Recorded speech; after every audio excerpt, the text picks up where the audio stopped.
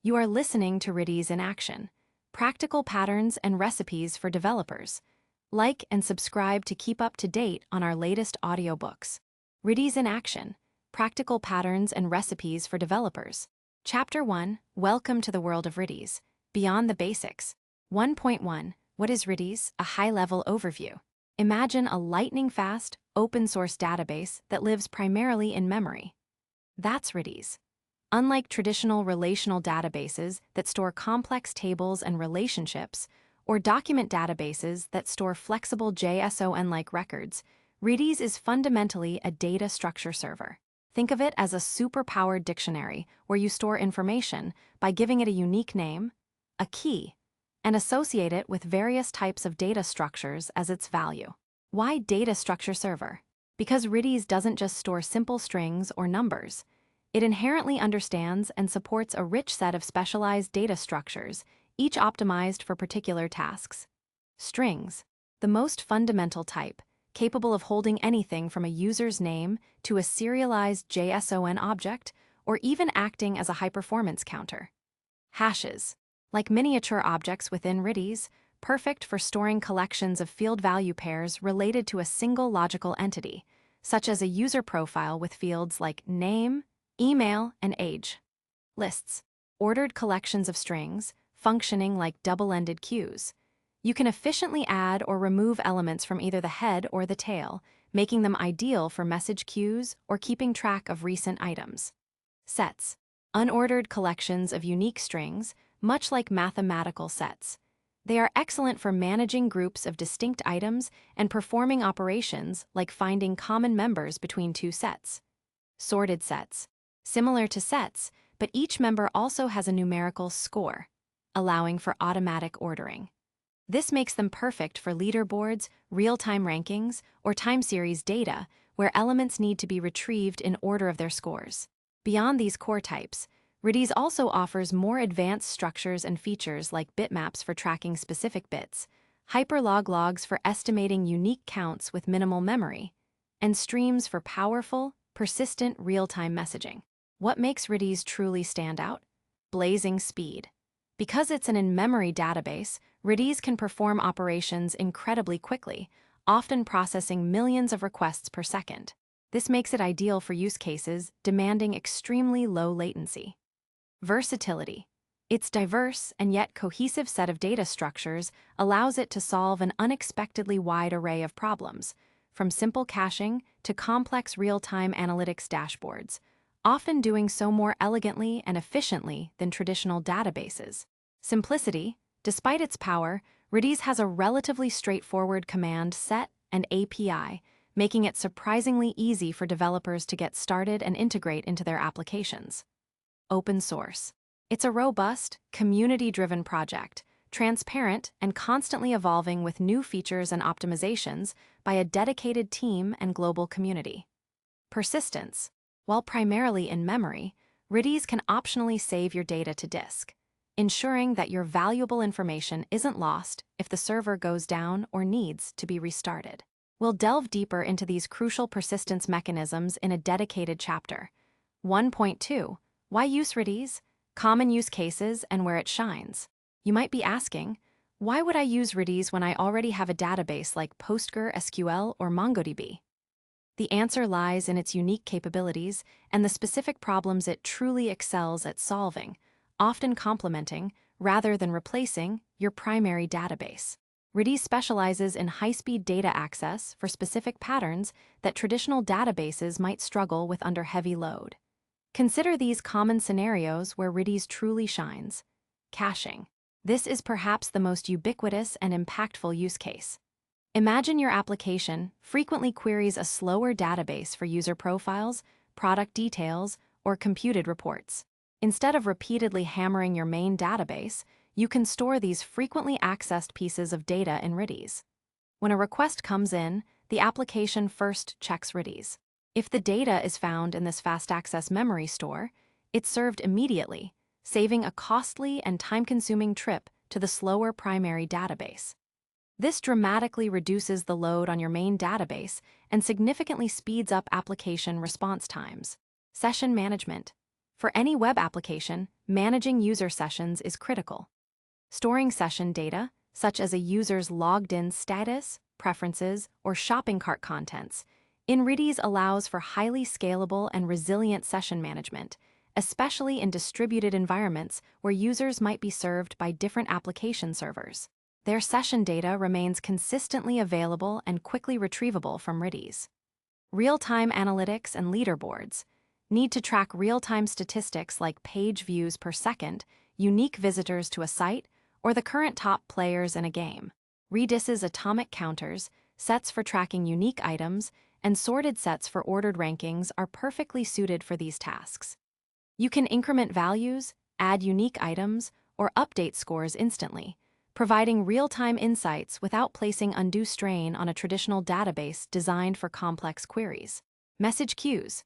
While not a full-fledged message broker like Kafka or RabbitMQ, Redis can serve as a robust, lightweight message queue for many common scenarios. Its list data structure can be used to implement simple producer-consumer patterns, where one part of your application pushes messages onto a list, and another part consumes them. For more advanced, durable, and fault-tolerant queuing needs, Redis streams offer a sophisticated solution comparable to dedicated message queues. Rate limiting. To protect your APIs from excessive requests, unauthorized access, or to enforce usage limits, Redis is an ideal tool. You can efficiently track how many requests a user or an IP address has made within a certain time window and block them if they exceed a predefined threshold. This is crucial for maintaining service stability and fairness. Distributed locks. In modern distributed architectures, like microservices, you often need to ensure that only one instance of a service performs a critical operation at a time to prevent conflicts or race conditions. Redis can provide a surprisingly simple, yet effective mechanism for implementing distributed locks, ensuring data consistency across multiple application instances. Publish, subscribe, pub/sub. Imagine building a real-time chat application, a live stock ticker, or a system that broadcasts notifications to many connected clients. Redis's pub/sub mechanism allows one part of your system to publish a message to a named channel, and all interested clients, subscribed to that channel, instantly receive the message. It's a powerful tool for real-time event broadcasting. In essence, Redis is your go-to tool for any scenario requiring fast, ephemeral, or highly structured data access, especially for high-volume, real-time operations. It fills a critical niche in the application stack, providing speed and flexibility that traditional databases often cannot match for these specific use cases. 1.3. Setting up Redis conceptually. While this book focuses on practical usage patterns rather than intricate, step-by-step installation guides for every operating system, it's helpful to understand the conceptual steps of getting Redis up and running to interact with it. At its core, Redis runs as a server process, much like a web server or a relational database server. To use it, you would typically download and install. Obtain the Redis server software for your operating system.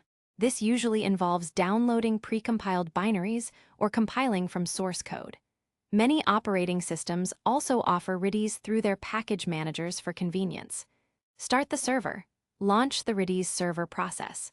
It usually runs in the background as a daemon, listening for incoming connections on a default port, typically port 6379. Connect with a client. To interact with your running Redis server, you use a client. This could be Redis CLI, the command line interface provided with Redis itself, which is excellent for direct interaction and debugging. More commonly, your applications will use a client library developed for your preferred programming language, such as Python's RedisPy library, Node.js's Iordes, Java's Jedis, or C#S Stack Exchange Redis. These libraries provide a programming interface that translates your code's requests into commands that Redis understands. Once your application's client library establishes a secure connection, it sends commands to the Redis server. The server processes these commands with astonishing speed, manipulates the data in memory, and sends back responses to your application. This simple client-server model is fundamental to how you'll interact with Redis from your code. 1.4. The concept of keys and values. your data's address and content. The most foundational concept in Redis, underpinning almost everything you do with it, is the simple key-value pair. Every piece of data you store in Redis is associated with a unique key, which acts like its address, name, or identifier. The actual data you store is the value. Think of Redis like an extremely large and fast hash map, or a dictionary in programming terms. The key is like the unique word or identifier you look up. It is always a string, though it can contain binary data. You'll learn about good key naming conventions later. The value is like the definition or content associated with that word. This is where Redis truly distinguishes itself, as this value can be one of those rich data structures we just discussed. A string, a hash, a list, a set, or a sorted set. For example, you might use a key named user 123 name to store a simple string value like Alice Smith, or a key named product 456 details to store a hash value containing multiple fields and values such as name, laptop, price, 1200.00, and description. Powerful Ultrabook. The power here is that Redis expertly handles the complexities of storing and retrieving these various data types efficiently. As a developer, you simply interact with your data through these unique keys, choosing the appropriate data structure type for your value based on your application's needs. This simple, yet incredibly powerful, abstraction allows for immense flexibility and contributes significantly to Redis's ease of use. 1.5. Hello Redis. A simple interaction, described verbally.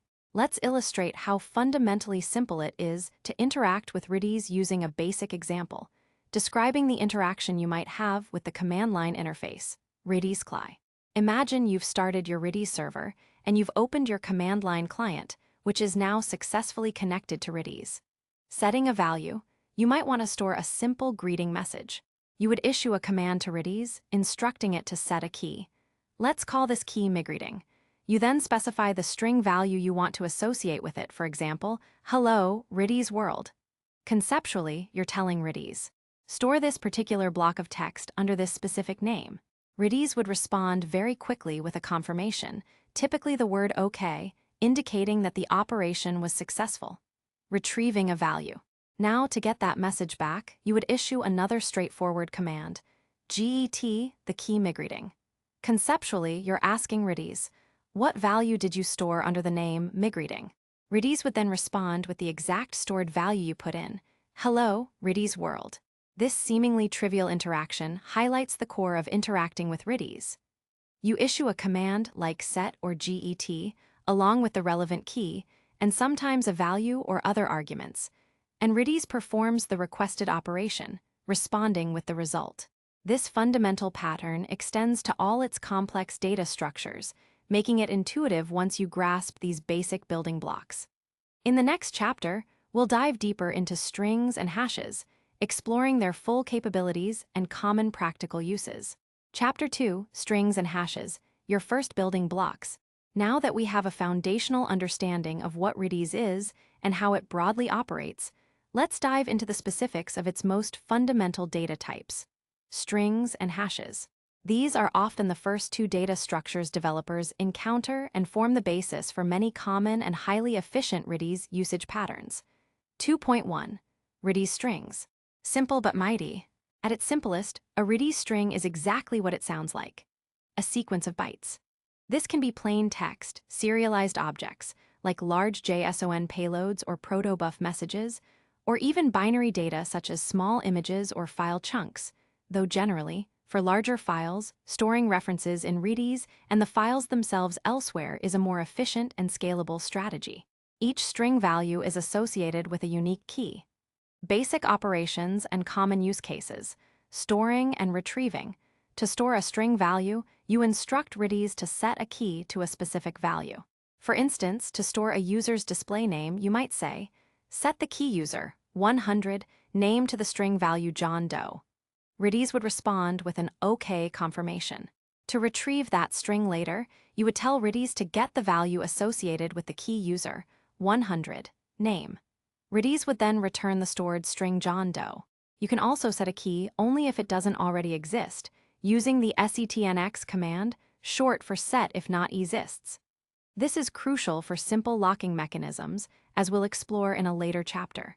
For example, you might instruct Redis. Set the key lock resource A to the value acquired only if lock resource A doesn't already exist. Redis would respond with a numerical one if it succeeded in setting the key, meaning the key did not exist before, or 0 if the key already existed and nothing was changed. Counters and increments. One of the most powerful and frequently used features of Redis strings is their ability to act as atomic numerical counters. Since numbers can be stored as strings, Redis provides special commands that operate on them as if they were integers. The incr command increments a numerical string value by 1. If the key doesn't exist, it's created, initialized to 0, and then incremented to 1. This operation is guaranteed to be atomic, meaning it completes entirely without being interrupted by other concurrent operations, ensuring accuracy even with many simultaneous requests. So you can simply instruct Redis to increment the value of page views, home page. Similarly, decr decrements the value by 1. For custom increments, incrby allows you to add a specified integer amount. For example, you could increment the score for player X by 100. decrby works similarly for subtraction. Prime use cases for Redis string counters, website page view counters. Each time a user loads a specific page, you simply increment a dedicated string key. Like upvote counts, when someone likes a post or upvotes content, you atomically increment its counter. Basic rate limiting. Track how many requests a user or IP address has made within a short time window. Distributed unique IDs. You can use incr on a specific key to generate unique, sequential IDs across multiple instances of your application, ensuring no overlap or duplication. Appending and substring operations. Append adds a string to the end of an existing string value. For example, if a key named user, 100, name initially holds John, instructing Redis to append do to the key user, 100, name would change the value stored under that key to John Doe. gtrange and setrange allow you to retrieve or modify specific portions of a string value, which can be useful for managing very compact structures or arrays of bits within a single string. Though for bit-level operations, Redis's dedicated bitmap commands, which we'll discuss later, are generally more appropriate and efficient. Understanding string encoding and memory usage, Redis endeavors to be memory efficient. Short strings, typically under a certain byte limit, which might vary slightly depending on your Redis version and system architecture, are stored in a highly compact manner. Longer strings will, naturally, consume more memory. It's important to note, a single Redis string value cannot exceed 512 megabytes. While 512 MB is substantial, it's generally good practice to avoid storing extremely large binary objects directly as single string values. Often, breaking them down or storing references to objects residing in external object storage, like Amazon S3, is a more scalable and manageable approach. 2.2. Redis hashes. Storing structured data. While strings are excellent for single, atomic values, what if you want to store multiple distinct fields related to a single entity, much like an object in an object-oriented language or a row in a relational database table? That's precisely where Redis hashes come in. A Redis hash is a map that associates string fields with string values. It's ideally suited for representing objects, where the main Redis key identifies the overall object, and the fields within the hash represent its individual properties or attributes. Basic operations and common use cases. Storing and retrieving fields. To set individual fields within a hash, you use the hset command. For instance, to store details for a user with the ID 123, you would instruct Redis. For the hash key user, 123, set the field name to Alice, and also set the field email to alice@example.com. You can set multiple fields in a single hset command, making it very efficient. To get a single field from a hash, use hget. You would tell Redis to get the name field from the hash key user, 123. Redis would then return Alice. To get multiple fields at once, use hmgt. For example, get the name and email fields from the hash key user, 123. Redis efficiently returns both Alice and Alice at example.com. To retrieve all fields and their corresponding values within a hash, use hgtall. Telling Redis to get all fields and values from the hash key user, 123, would result in a list of alternating field and value pairs, effectively representing the entire object, e.g., name, Alice, email, Alice at example.com. Atomic field increments. Just like with top-level strings, hash fields that contain numerical values can also be atomically incremented or decremented. HINCRBY allows you to atomically increment a numerical field within a hash by a given amount. For example, increment the visits field within the hash key stats, product, XYZ by 1. This is extremely useful for tracking statistics tied to specific entities within a single, encapsulated data structure. Common use cases for Redis hashes. User profiles. Store all related user attributes, like name, age, email, last login timestamp, status, under a single user ID hash key, e.g., user 456. This keeps all related data neatly encapsulated and highly performant to retrieve. Product catalogs or inventory items. Each product or inventory item can be represented as a hash, holding its name, description, price, quantity, etc. Complex session data. Beyond simple flags, store the entire complex state of a logged-in user session, where each session attribute is a field and a hash mapped to the session ID. This allows for rich, yet fast, session management. Configuration settings.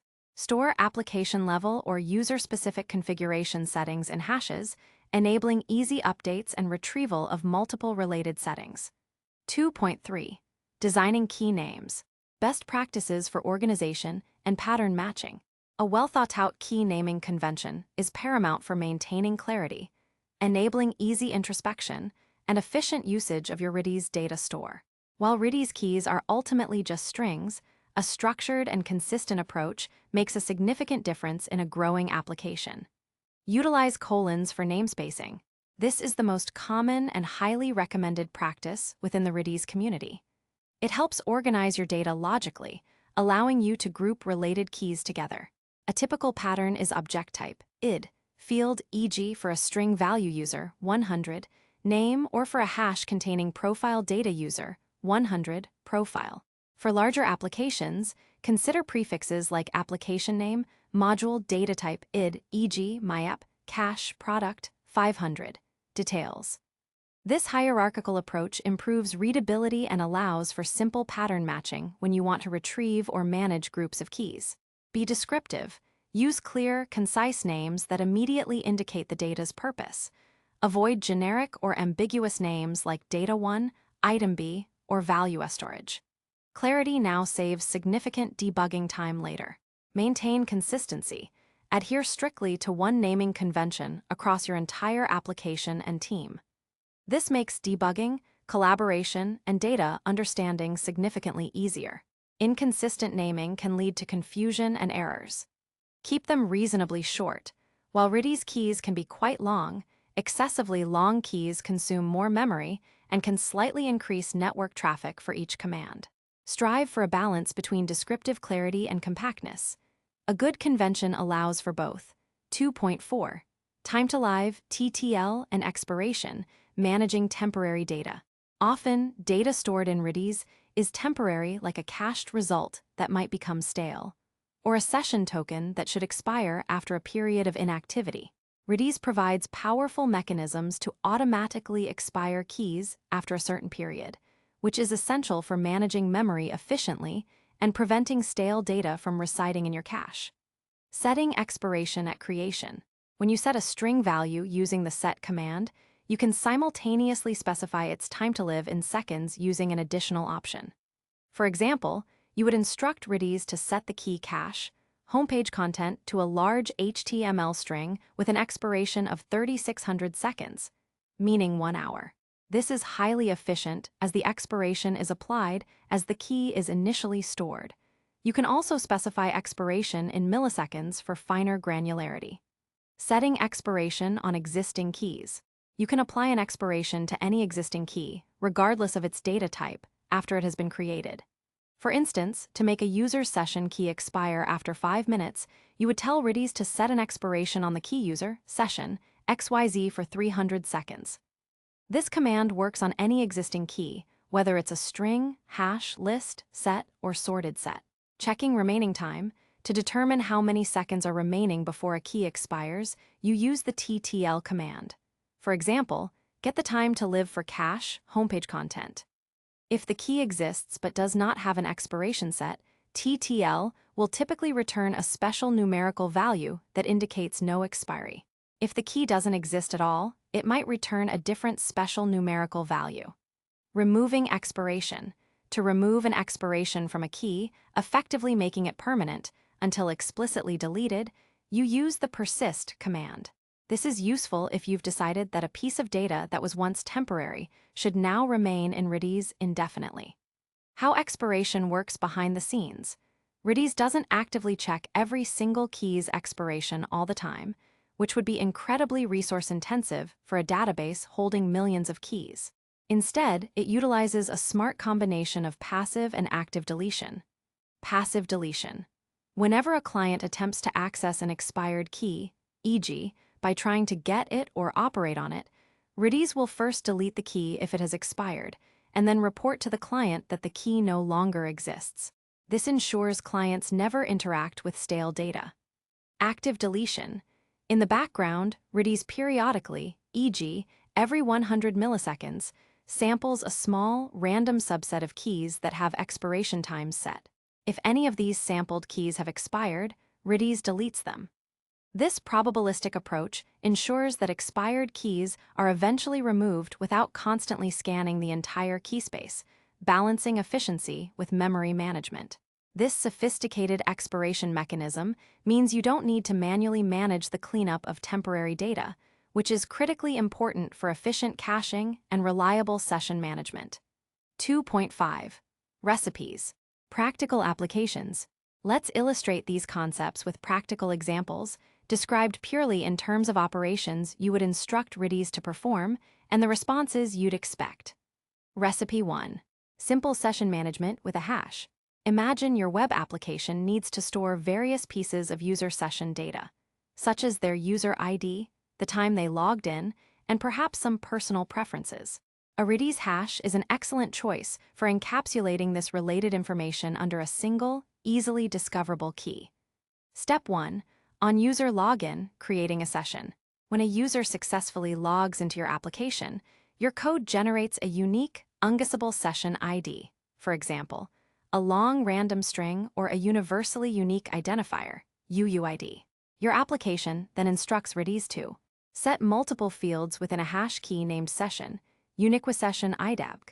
Set the field userid to the string value 12,345. Set the field login time to the current timestamp, for example, 1,678,880,6,400. Set the field preference, theme to the string dark. After creating the hash with its initial data, your application instructs Redis to set an expiration on session, uniquesession IDABG for, say, 3,600 seconds, which is 1 hour. This crucial step ensures that sessions automatically expire if unused, preventing stale data buildup and improving security by limiting the lifespan of active session tokens. Finally, this session ID is sent back to the user's browser, typically stored securely in an HTTP-only cookie. Step 2. On subsequent requests, retrieving and extending session. When the user makes another request to your web application, their browser sends the session ID back in the cookie. Your application then instructs Redis to get all fields from the hash key session, uniquesession IDABG. Redis returns all the session data, the user ID, login time, preferences as key value pairs. If the session has already expired or the session ID is invalid, i.e., the key doesn't exist, Redis will indicate that the key is not found, signaling an inactive session. If the session data is successfully retrieved, your application can then process the request. To keep the session alive, your application can optionally instruct Redis to set an expiration on session, uniquesession IDABG again for 3,600 seconds, effectively resetting its timeout and extending the session's validity. This hash-based approach provides a neat, efficient, an encapsulated way to manage user sessions, making them scalable and robust across multiple application servers. All related session data is kept together and can be retrieved or updated with minimal network round trips. Recipe 2. A simple, atomic page view counter. Let's say you want to track how many times specific pages on your website or individual articles in your blog are viewed. This is a classic Redis string use case due to its atomic increment capability. Step 1. Initializing or incrementing the counter. Whenever a particular page is loaded by a user or an article is opened, your application instructs Redis to increment the numerical string value associated with the key page views about us by 1. Here's the magic of Redis's atomic operations. If the key page views about us does not exist in Redis, Redis will first create it, initialize its value to 0, and then increment it to 1. If the key already exists and holds a number, Redis will simply increment that number. This entire operation is atomic, meaning it is guaranteed to complete as a single, uninterrupted unit, even if thousands of users try to view the page simultaneously. This atomicity ensures the count is always accurate and prevents race conditions, making Redis incredibly reliable for simple metrics. Step 2. Retrieving the current count. To display the current total view count for the About Us page on your website, your application simply instructs Redis to get the string value associated with the key page views, About Us. Redis then returns the current total view count as a string, which your application will typically convert to an integer for display or further processing. This simple yet powerful pattern is incredibly robust and performs exceptionally well even under very high load, making Redis string counters a fundamental and reliable tool for real-time metrics and simple analytics within your applications. Chapter 3. Lists, Sets, and Sorted Sets. Data Structures for Dynamic Needs. In the previous chapter, we explored strings and hashes, Redis's foundational data types. While incredibly versatile, they represent individual pieces of data or simple key-value maps. Real-world applications often demand more complex data structures to manage collections of items, ensure uniqueness, maintain order, or facilitate advanced querying. This is where Redis lists, sets, and sorted sets come into play, offering powerful tools for dynamic data management. 3.1. Redis lists, ordered collections with push and pop power. Imagine a flexible conveyor belt where items can be added or removed from either end. That's essentially a Redis list. Redis lists are ordered collections of strings.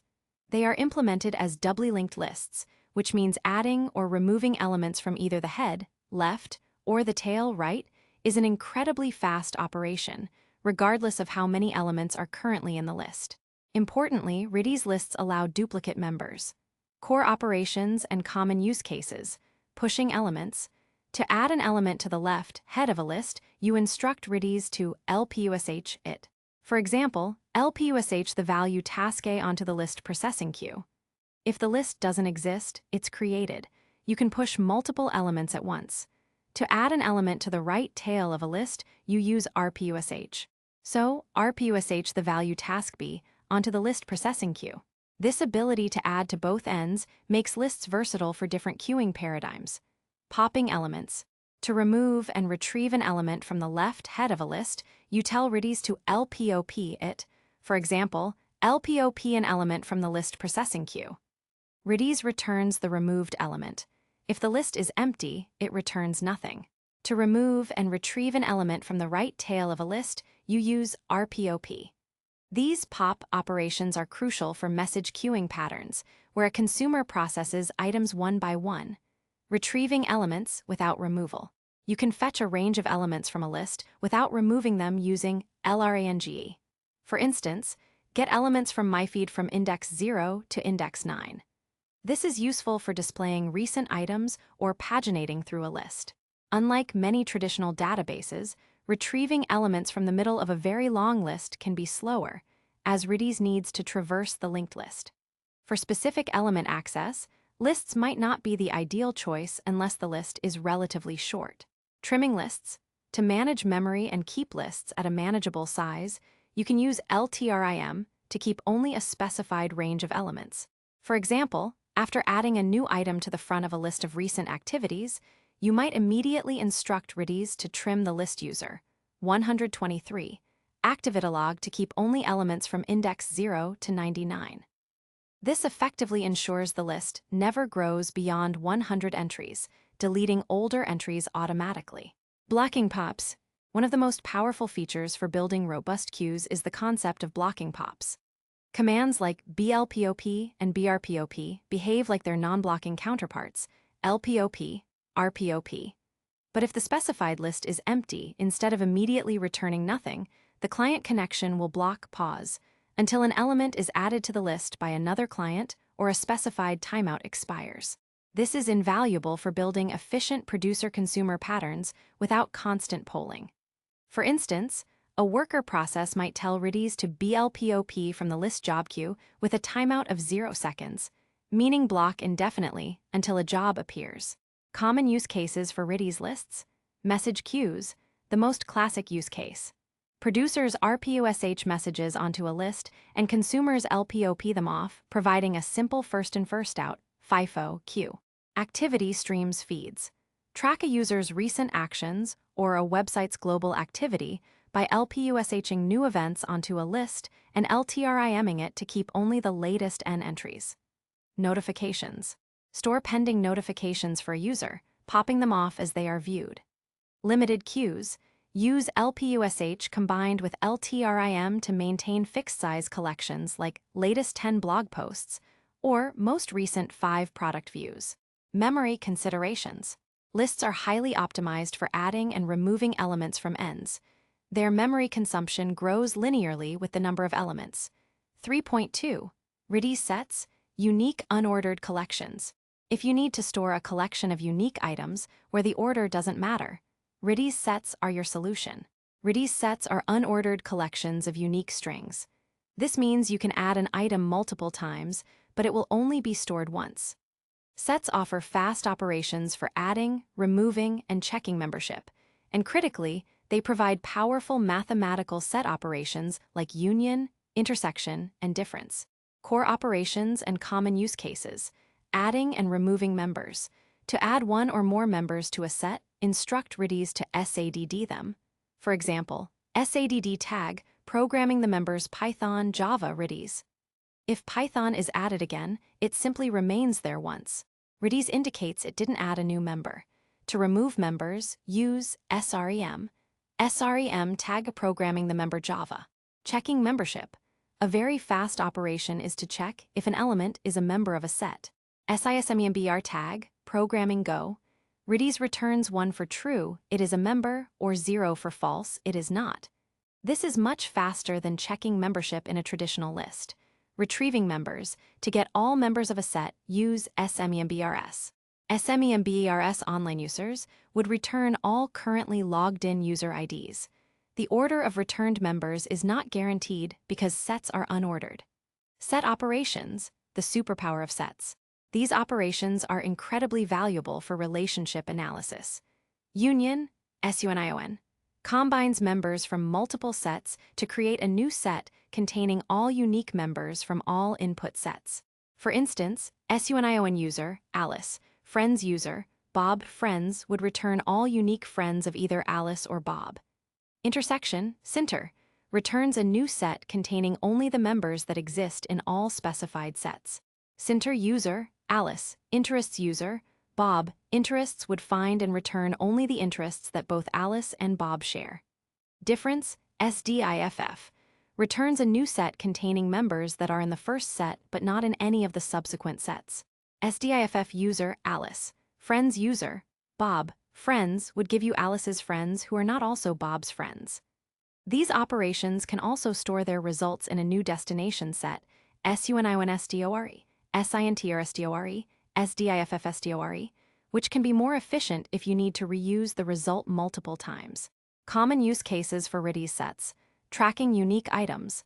Count distinct visitors to a page, unique IP addresses, or unique users who have performed a certain action. Tagging and categorization. Store tags associated with an article or product. You can then quickly find all articles that have a specific tag or articles that share multiple tags intersection. Friendships follows. Easily manage friend lists, followers, or accounts that a user has blocked. User analytics. Discover common interests among users or identify users who like certain items but not others. Online users.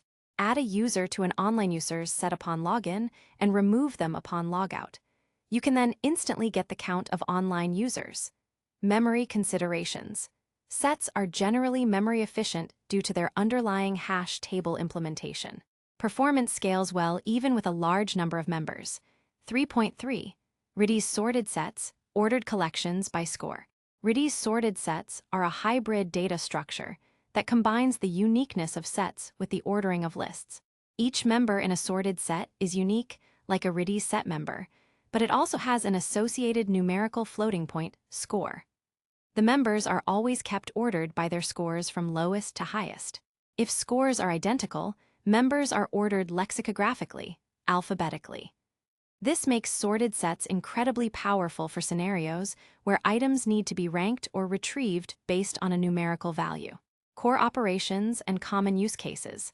Adding and updating members with scores. To add a member to a sorted set, you instruct Redis to ZADD it, providing a score and the member's value. For example, ZADD leaderboard, game A with score 100 the member player Alice. If player Alice already exists, its score is updated. You can add multiple members and scores in a single command. Retrieving elements by rank or score. To get a range of members by their position rank in the sorted set, use ZRANG. For instance, ZRANG leaderboard, game A from rank 0 to 9 with scores, would return the top 10 players and their scores. You can also get them in reverse order, highest score first, using ZRANG. To get members whose scores fall within a specific numerical range, use ZRANG-BYSCORE. For example, ZRANG-BYSCORE sensor readings, temp where scores are between 20.0 and 25.5. This is excellent for querying time series data where the score might be a timestamp. Removing members. To remove members, use ZREM, similar to plain sets. ZREM leaderboard, game A the member player Alice. Getting score and rank. To find the score of a specific member, use ZSCORE. ZSCORE leaderboard game A player Bob would return Bob's current score. To find the rank position of a specific member, 0 indexed, use ZRANK for ascending rank or ZRVRANK for descending rank. Incrementing score. Similar to INCRBY for strings and HINCRBY for hash fields, ZINCRBY atomically increments a member's score within a sorted set. This is perfect for leaderboards where player scores accumulate. ZINCRBY leaderboard game A by 50 for member player Alice. Common use cases for Redis sorted sets. Leaderboards and ranking systems. This is the quintessential use case. Each player is a member, and their score represents their game score, allowing easy retrieval of top players. Rate limiting with timestamps. Store user requests with their timestamps as scores. You can then quickly count how many requests occurred in the last minute. Time series data. Store events with their timestamps as scores, enabling fast queries for events within a time window. Priority queues. Assign priorities as scores, and then pop off the highest lowest priority item. Recommender systems. Rank items based on user preferences or popularity scores. Memory considerations. Sorted sets use a combination of a skip list and a hash table, making operations like adding members and retrieving ranges very fast. They are quite memory efficient, scaling well for a large number of members. 3.4. Recipes for lists, sets, and sorted sets. Let's put these powerful data structures into action with practical scenarios. Recipe 1. A simple message queue with Redis lists. This pattern is fundamental for decoupling parts of your application and handling background tasks. Imagine you have a web application that needs to process user-uploaded images, a task that might take a few seconds and shouldn't block the user's web request. The producer, e.g., your web application. When a user uploads an image, after saving the image file itself to disk or cloud storage, your web application will instruct Redis to enqueue a job for processing. RPUSH the string imagid, 12,345, onto the list image processing queue. This quickly adds the unique image ID to the tail of the queue. The web request can then return immediately to the user, confirming the upload. The consumer, e.g., a background worker process. On a separate server or process, you'll have a dedicated worker that continuously checks the queue for new jobs. This worker instructs Redis to blpop from the list image processing queue with a timeout of 0 seconds. This command will wait indefinitely, or until an element appears, whichever comes first. When an element, e.g., imaged 12,345, is pushed onto the queue by the producer, the worker instantly pops it off the left end of the list, removes it from Redis, and returns the image ID to the worker. The worker can then proceed to process imaged 12,345. If the queue is empty, the worker process automatically blocks until a new image ID is available, consuming very little CPU while waiting. This pattern is simple, robust, and highly efficient for building asynchronous processing workflows. Recipe 2. Tracking unique visitors with a Redis set. You want to know how many distinct visitors accessed your website's About Us page today without counting repeat visits from the same user. Step 1. On each page view. Every time a user visits the About Us page, your application extracts a unique identifier for that user, e.g., their user ID if logged in, or a cookie-based session ID if anonymous, ensuring privacy compliance. Your application then instructs Redis to SADD the unique user ID user 789 to the set named Uniquevisitors, About Us, 2023 to 10 to 27. Because Redis sets only store unique members, adding user 789 multiple times on the same day will only result in user 789 being stored once in that specific set. Step 2. Getting the unique visitor count. To find out how many unique visitors there were for the day, your application simply instructs Redis to scard the set named Uniquevisitors, About Us, 2023 to 10 to 27. Redis will instantly return the number of distinct members in that set. This provides a real-time, accurate count of unique daily visitors without complex database queries. You can combine this with our earlier knowledge of expiration to automatically remove old daily sets. Recipe 3. Building a real-time leaderboard with a Redis sorted set. For a game or an application with user scores, a dynamic leaderboard is essential. Step 1. Updating player scores. Whenever a player, Alice, completes an action that earns points, e.g., scoring 50 points, your application instructs Redis to zincrby the sorted set game, leaderboard, daily by 50 for the member player Alice. If player Alice is new, they are added with a score of 50. If they already exist, their score is atomically increased by 50. Redis automatically maintains the sorted order. Step 2. Displaying the top N players. To show the top 10 players on your leaderboard, your application retrieves a range of members from the sorted set. zrevng the sorted set game, leaderboard daily from rank 0 to 9 with scores. Redis returns the top 10 unique player names along with their current scores, ordered from highest to lowest score. This is incredibly fast, even with millions of players, making it perfect for real-time display in your application. These examples demonstrate the tremendous power and versatility of Redis lists, sets, and sorted sets. By choosing the right data structure for your specific problem, you can build highly performant and scalable features in your applications with surprising ease. In the next chapter, we'll shift our focus from in-memory operations to how Redis ensures the safety and durability of your precious data. Chapter 4, Persistence and Durability, Safeguarding Your Data.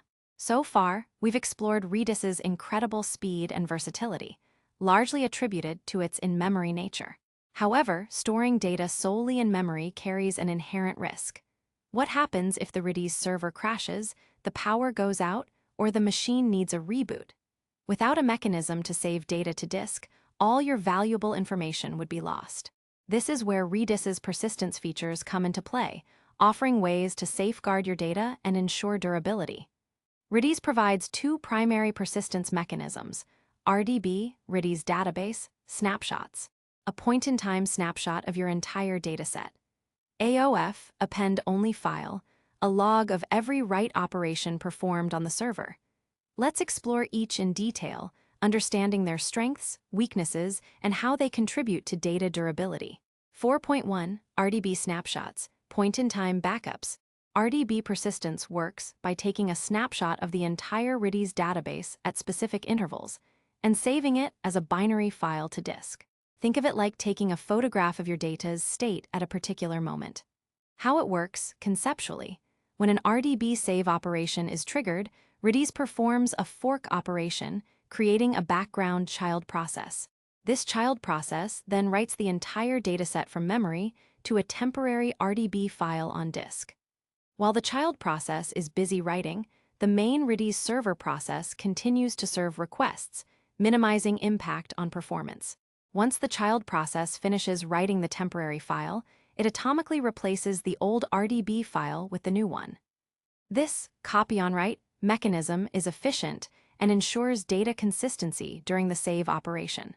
Triggering RDB saves. RDB saves can be triggered in a few ways.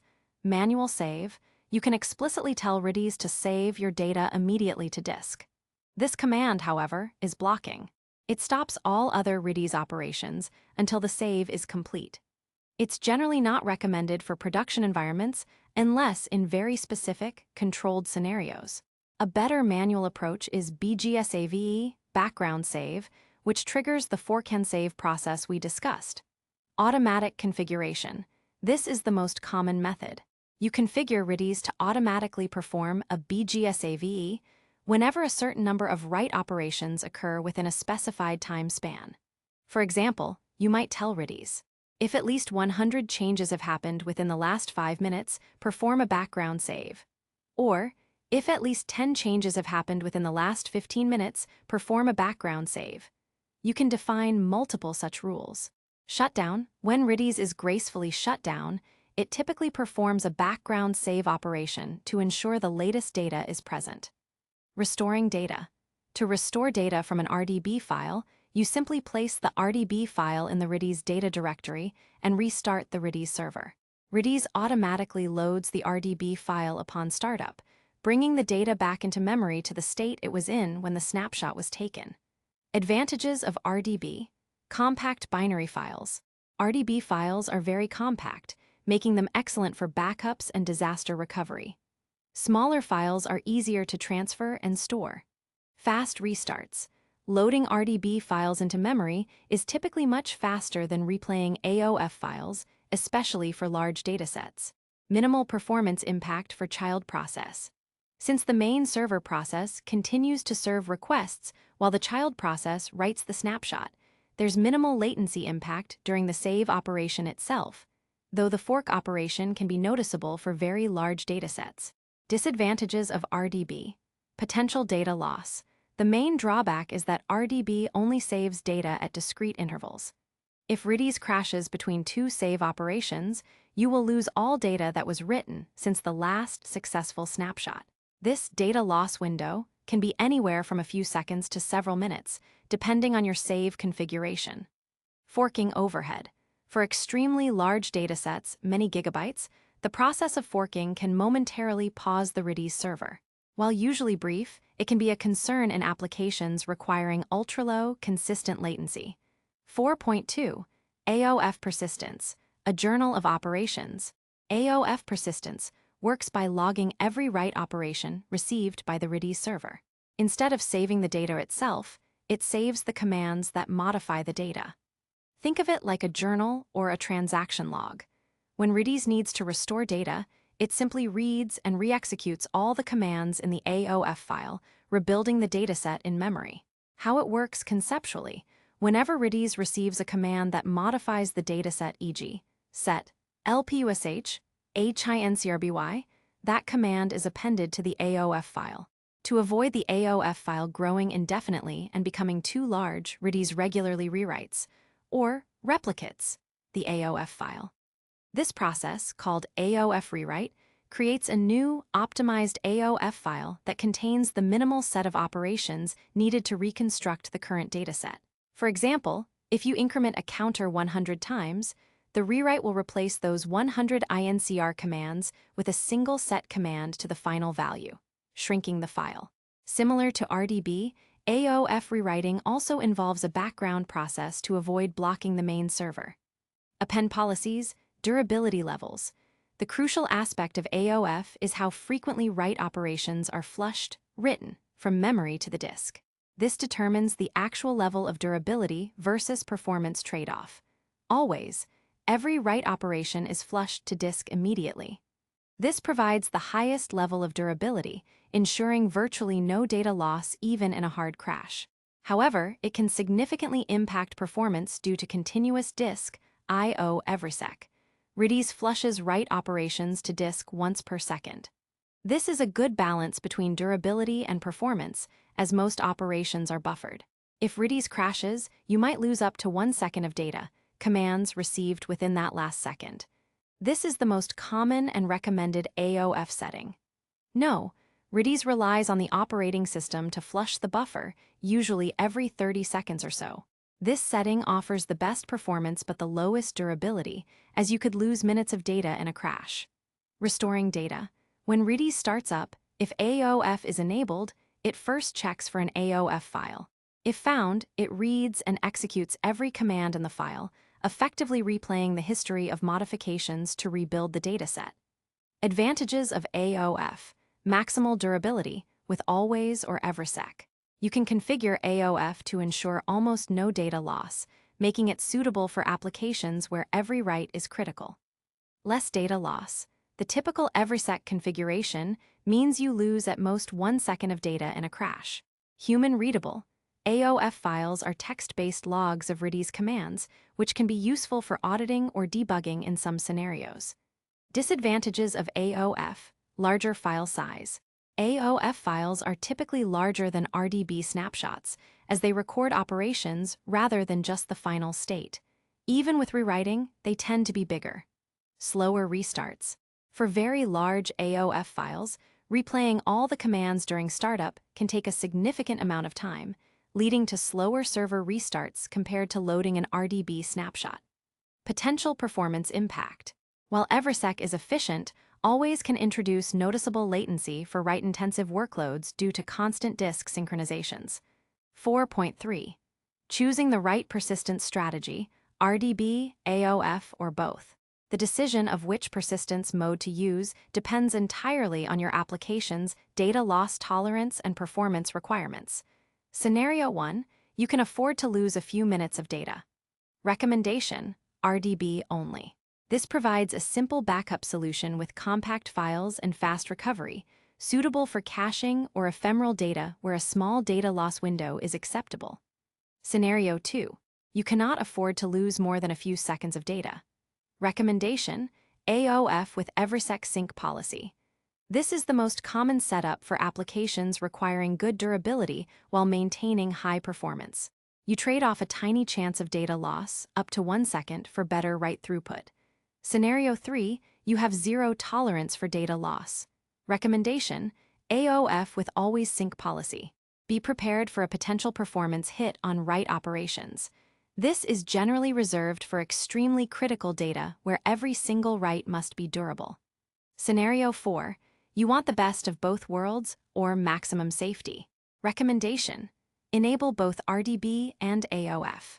When both are enabled, Redis will prioritize the AOF file for loading data on startup because it offers greater durability, a smaller data loss window.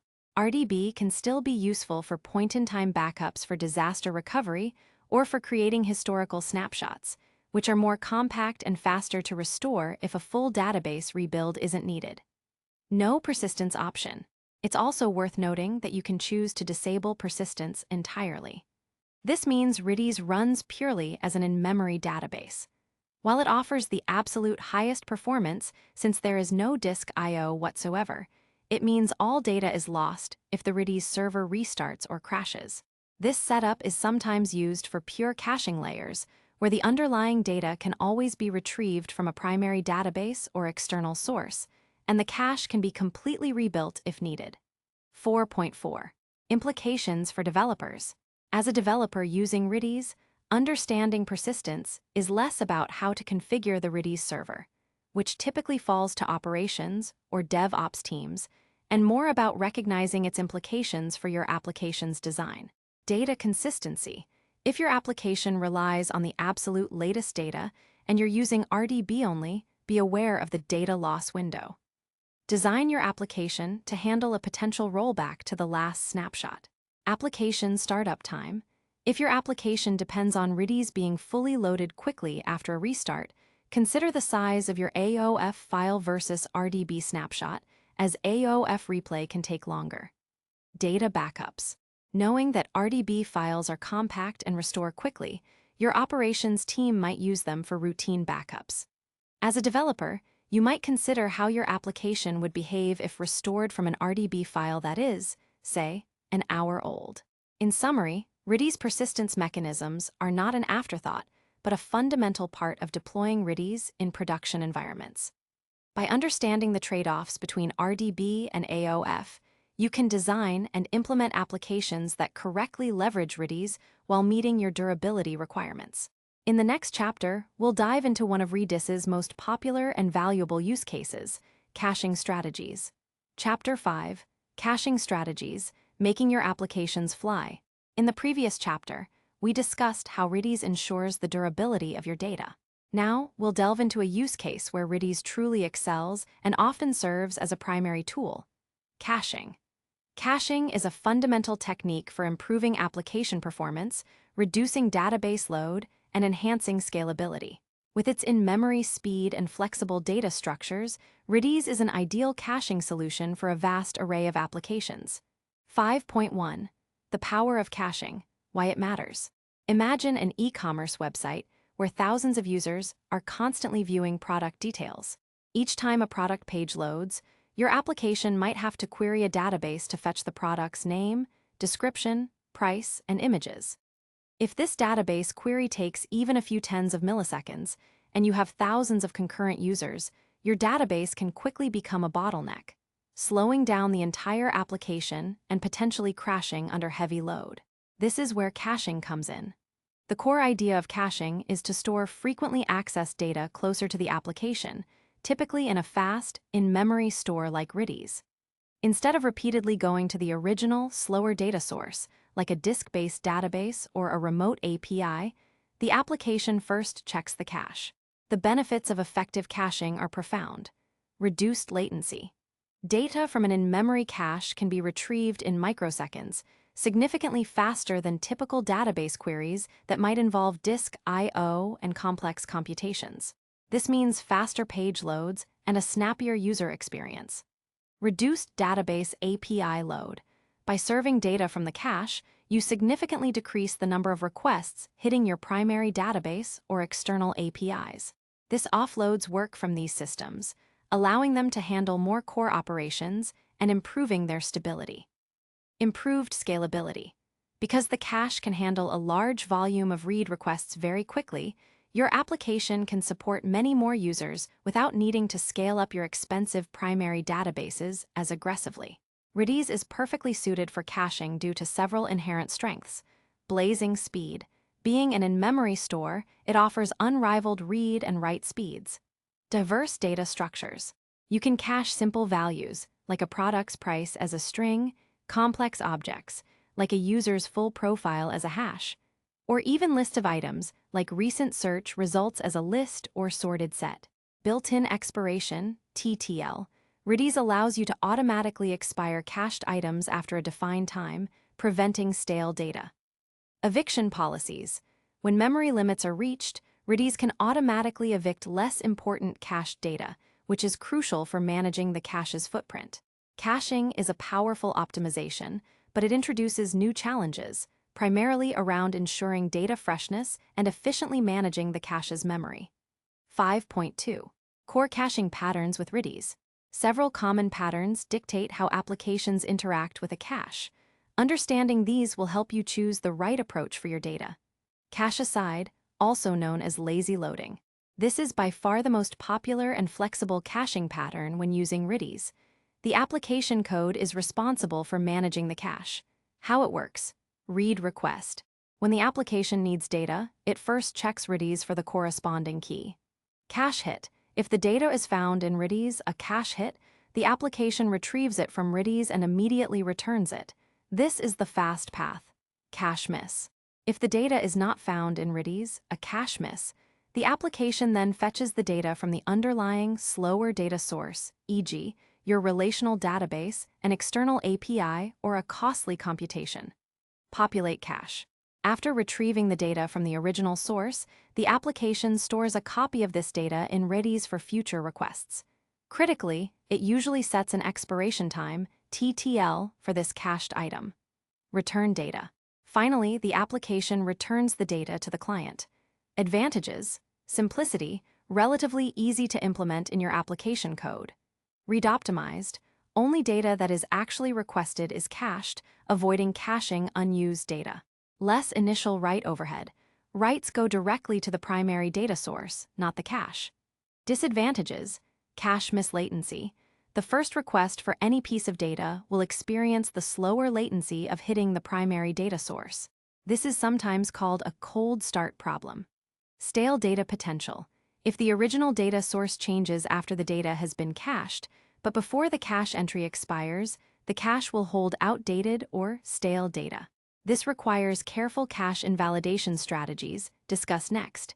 Example scenario: user profiles, product details, blog posts. Most web applications leverage this pattern extensively. Write-through. In this pattern, the cache acts as a pass-through to the database. When the application writes data, it writes it to the cache first, and the cache synchronously writes that data to the primary data source. How it works: write request. The application sends a write operation to the cache. Synchronous update. The cache updates its own copy and immediately writes the data to the primary data source. Both operations must complete successfully before the write is confirmed to the application. Read request. Reads typically come directly from the cache. Advantages: always fresh data. The cache is always up to date with the primary data source because writes happen in both places simultaneously. Simpler read logic. Reads are always served from the cache, so there's no cache miss logic to handle. Disadvantages: slower writes. Write operations are slower because they involve two steps, cache write plus database write, that must both succeed. Cache bloat. Data might be written to the cache even if it's never subsequently read, wasting cache memory. Example scenario.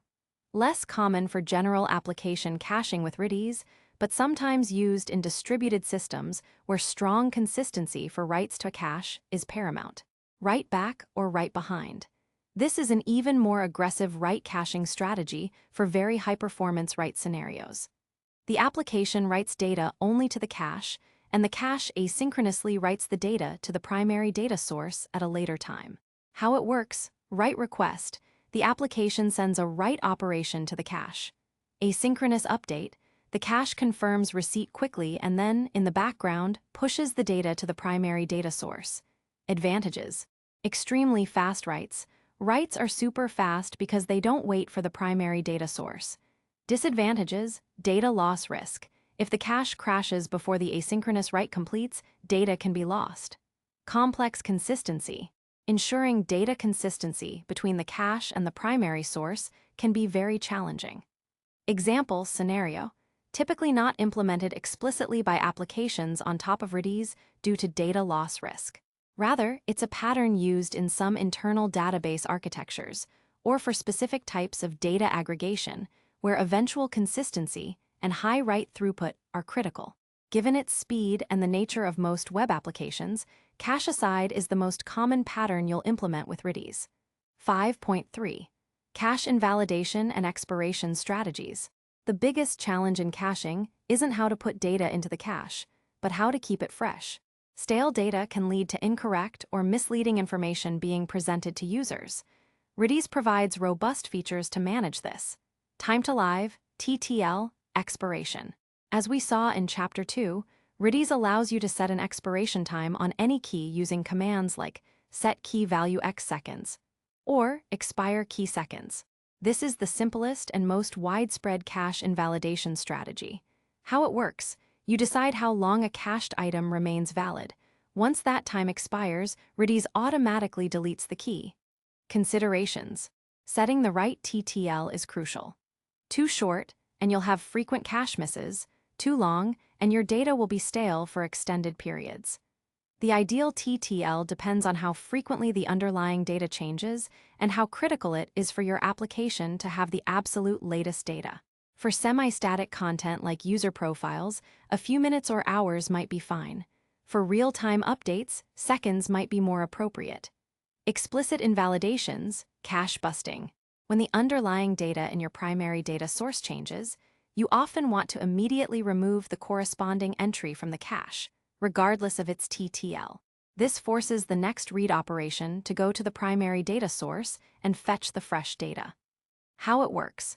When your application updates or deletes data in the primary database, you simultaneously send a del keyname command to Redis for the cached item associated with that data. Example: if a user updates their email address in your database, your application should not only update the database but also send a del user 123 profile command to Redis. The next time someone requests user 123's profile, it will be a cache miss, compelling the application to reload the fresh data from the database. Cache eviction policies, memory management. What happens when your Redis instance, configured with a max memory limit, runs out of space? Redis has intelligent eviction policies to automatically remove less useful data to make room for new data. This is critical for preventing your cache from growing indefinitely and running out of memory. You configure the eviction policy in Redis's redis.conf file. Common max memory policy options. No eviction, the default behavior. When the memory limit is reached, Redis will return errors on write commands like set, rpush, sadd, but still allow read commands. Use this if you absolutely cannot afford to lose any data and prefer the application to get an error rather than evicting data. All keys LRU, least recently used. Evicts keys that have not been accessed for the longest time, regardless of whether they have a TTL set. This is a very popular choice for general-purpose caching. Volatile LRU. Evicts least recently used keys only among those that have an expiration, TTL set. Keys without TTL are not considered for eviction. All keys LFU, least frequently used. Evicts keys that have been accessed the fewest times. This policy tries to retain items that are genuinely popular. Volatile LFU. Evicts least frequently used keys only among those that have an expiration, TTL, set. All keys random/volatile random. Evicts random keys among all keys or those with TTL, respectively. Less common for effective caching. Volatile TTL. Evicts keys that are closest to expiring only among those that have a TTL set. Choosing between LRU, least recently used, and LFU, least frequently used, depends on your access patterns. LRU is good if data popularity correlates with recent usage, e.g., frequently accessed items remain popular only for a short period. LFU is better if some items are consistently popular over a long period, even if they aren't accessed every few seconds. By combining TTL with explicit invalidations and an appropriate eviction policy, you can build a robust and performant caching layer with Redis that effectively manages data freshness and memory usage. 5.4. Practical recipes for caching. Let's illustrate the cache-aside pattern with two common scenarios. Recipe 1. Caching user profiles, cache-aside with hash and explicit invalidation. Imagine your application frequently fetches user profile data, e.g., name, email, avatar URL, from a relational database. Step 1. Reading a user profile, cache miss scenario. When your application needs user 123's profile, your application first instructs Redis to get all fields from the hash key user 123 profile. Redis response: if the key user 123 profile does not exist, a cache miss, Redis indicates it found nothing. Application action. Your application proceeds to query your primary database, e.g., MySQL or PostgreSQL, for user 123's profile data. Database response. The database returns the user's profile details, e.g., id, 123 name, Alice, email, alice@example.com, avatar, URL to image, populate cache. Your application then instructs Redis to set multiple fields in the hash key user 123 profile using the retrieved data. For example, set name to Alice, email to alice@example.com. Avatar to URL image. Simultaneously, your application instructs Redis to set an expiration for user 123 profile for 3600 seconds, 1 hour, ensuring it will eventually be removed if not updated. Return data. Finally, the application returns the profile data to the client. Step 2. Reading a user profile cache hit scenario. When another request for user 123's profile comes in within the TTL period, your application again instructs Redis to get all fields from the hash key user 123 profile. Redis response. If the hash key user 123 profile is found in Redis a cache hit, Redis immediately returns all the profile details. Return data. Your application directly returns this data to the client without ever touching the database. This is the fast path. Step 3. Updating a user profile explicit invalidation. When user 123 updates their profile, e.g., changes their email address, your application first updates user 123's email address in your primary database. Explicit invalidation. Crucially, your application then instructs Redis to delete the key user 123 profile. This immediately removes the potentially stale cached data. The next time user 123 profile is requested, it will result in a cache miss, forcing a fresh load from the database, and the cache will be populated with the updated information. This pattern demonstrates how Redis hashes are excellent for caching structured objects, and how explicit invalidation is key for maintaining data freshness even with TTLs. Recipe 2. Caching results of expensive computations. Cache aside with string and TTL.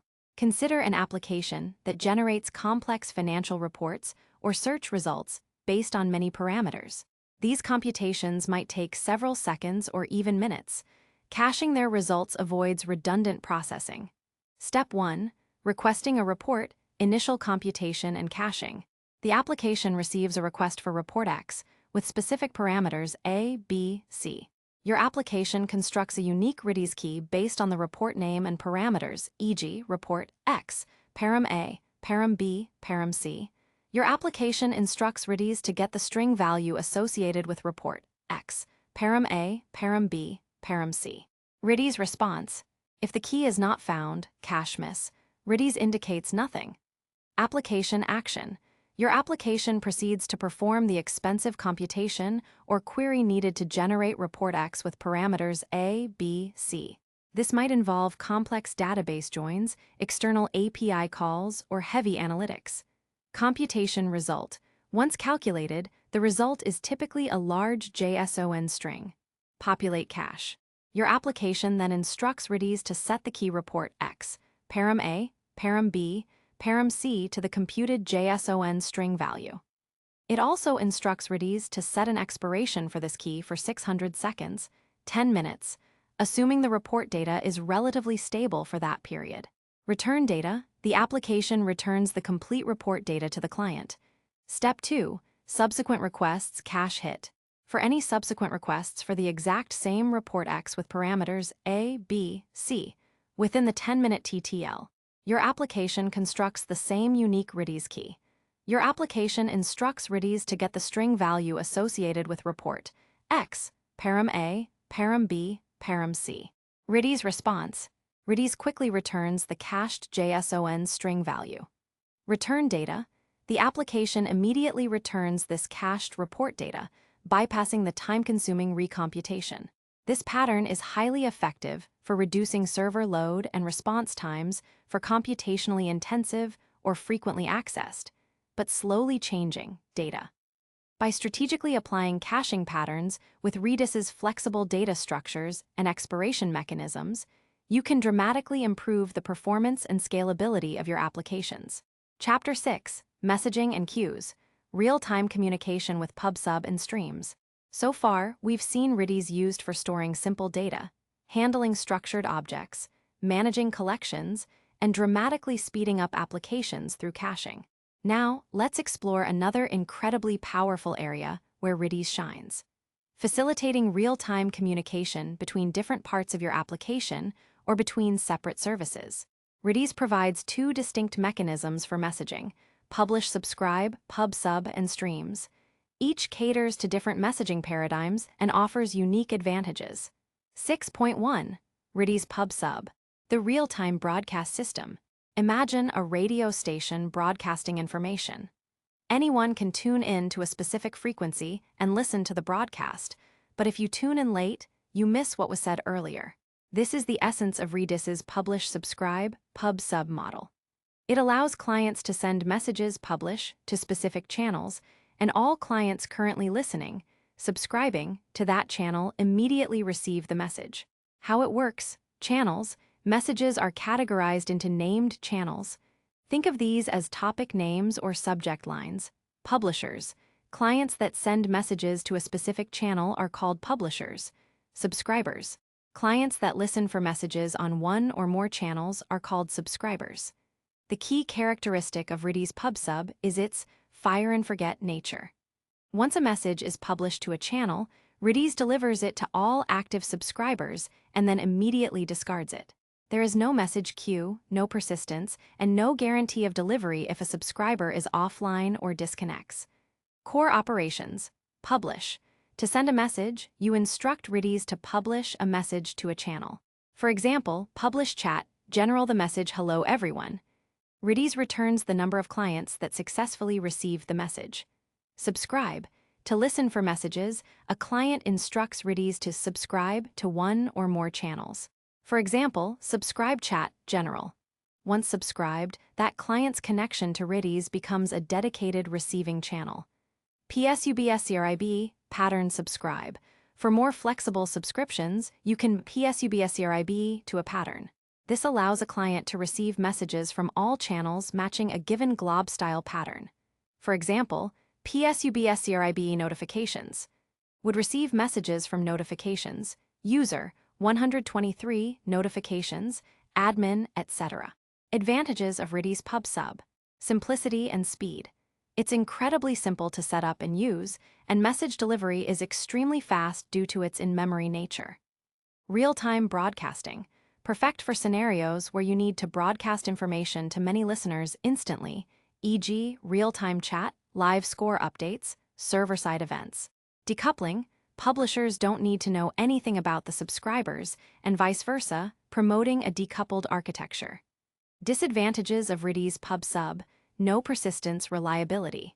If a subscriber is not connected or crashes, it misses any messages published during its offline period. Messages are not stored by Redis after being delivered or attempted to be delivered to active subscribers. No message history. You cannot retrieve past messages. No consumer groups. It's difficult to scale up multiple instances of a subscriber and ensure each message is processed by only one of them. All subscribers on a channel get every message. Common use cases: real-time chat. Users subscribe to chat room channels and messages are published to those channels.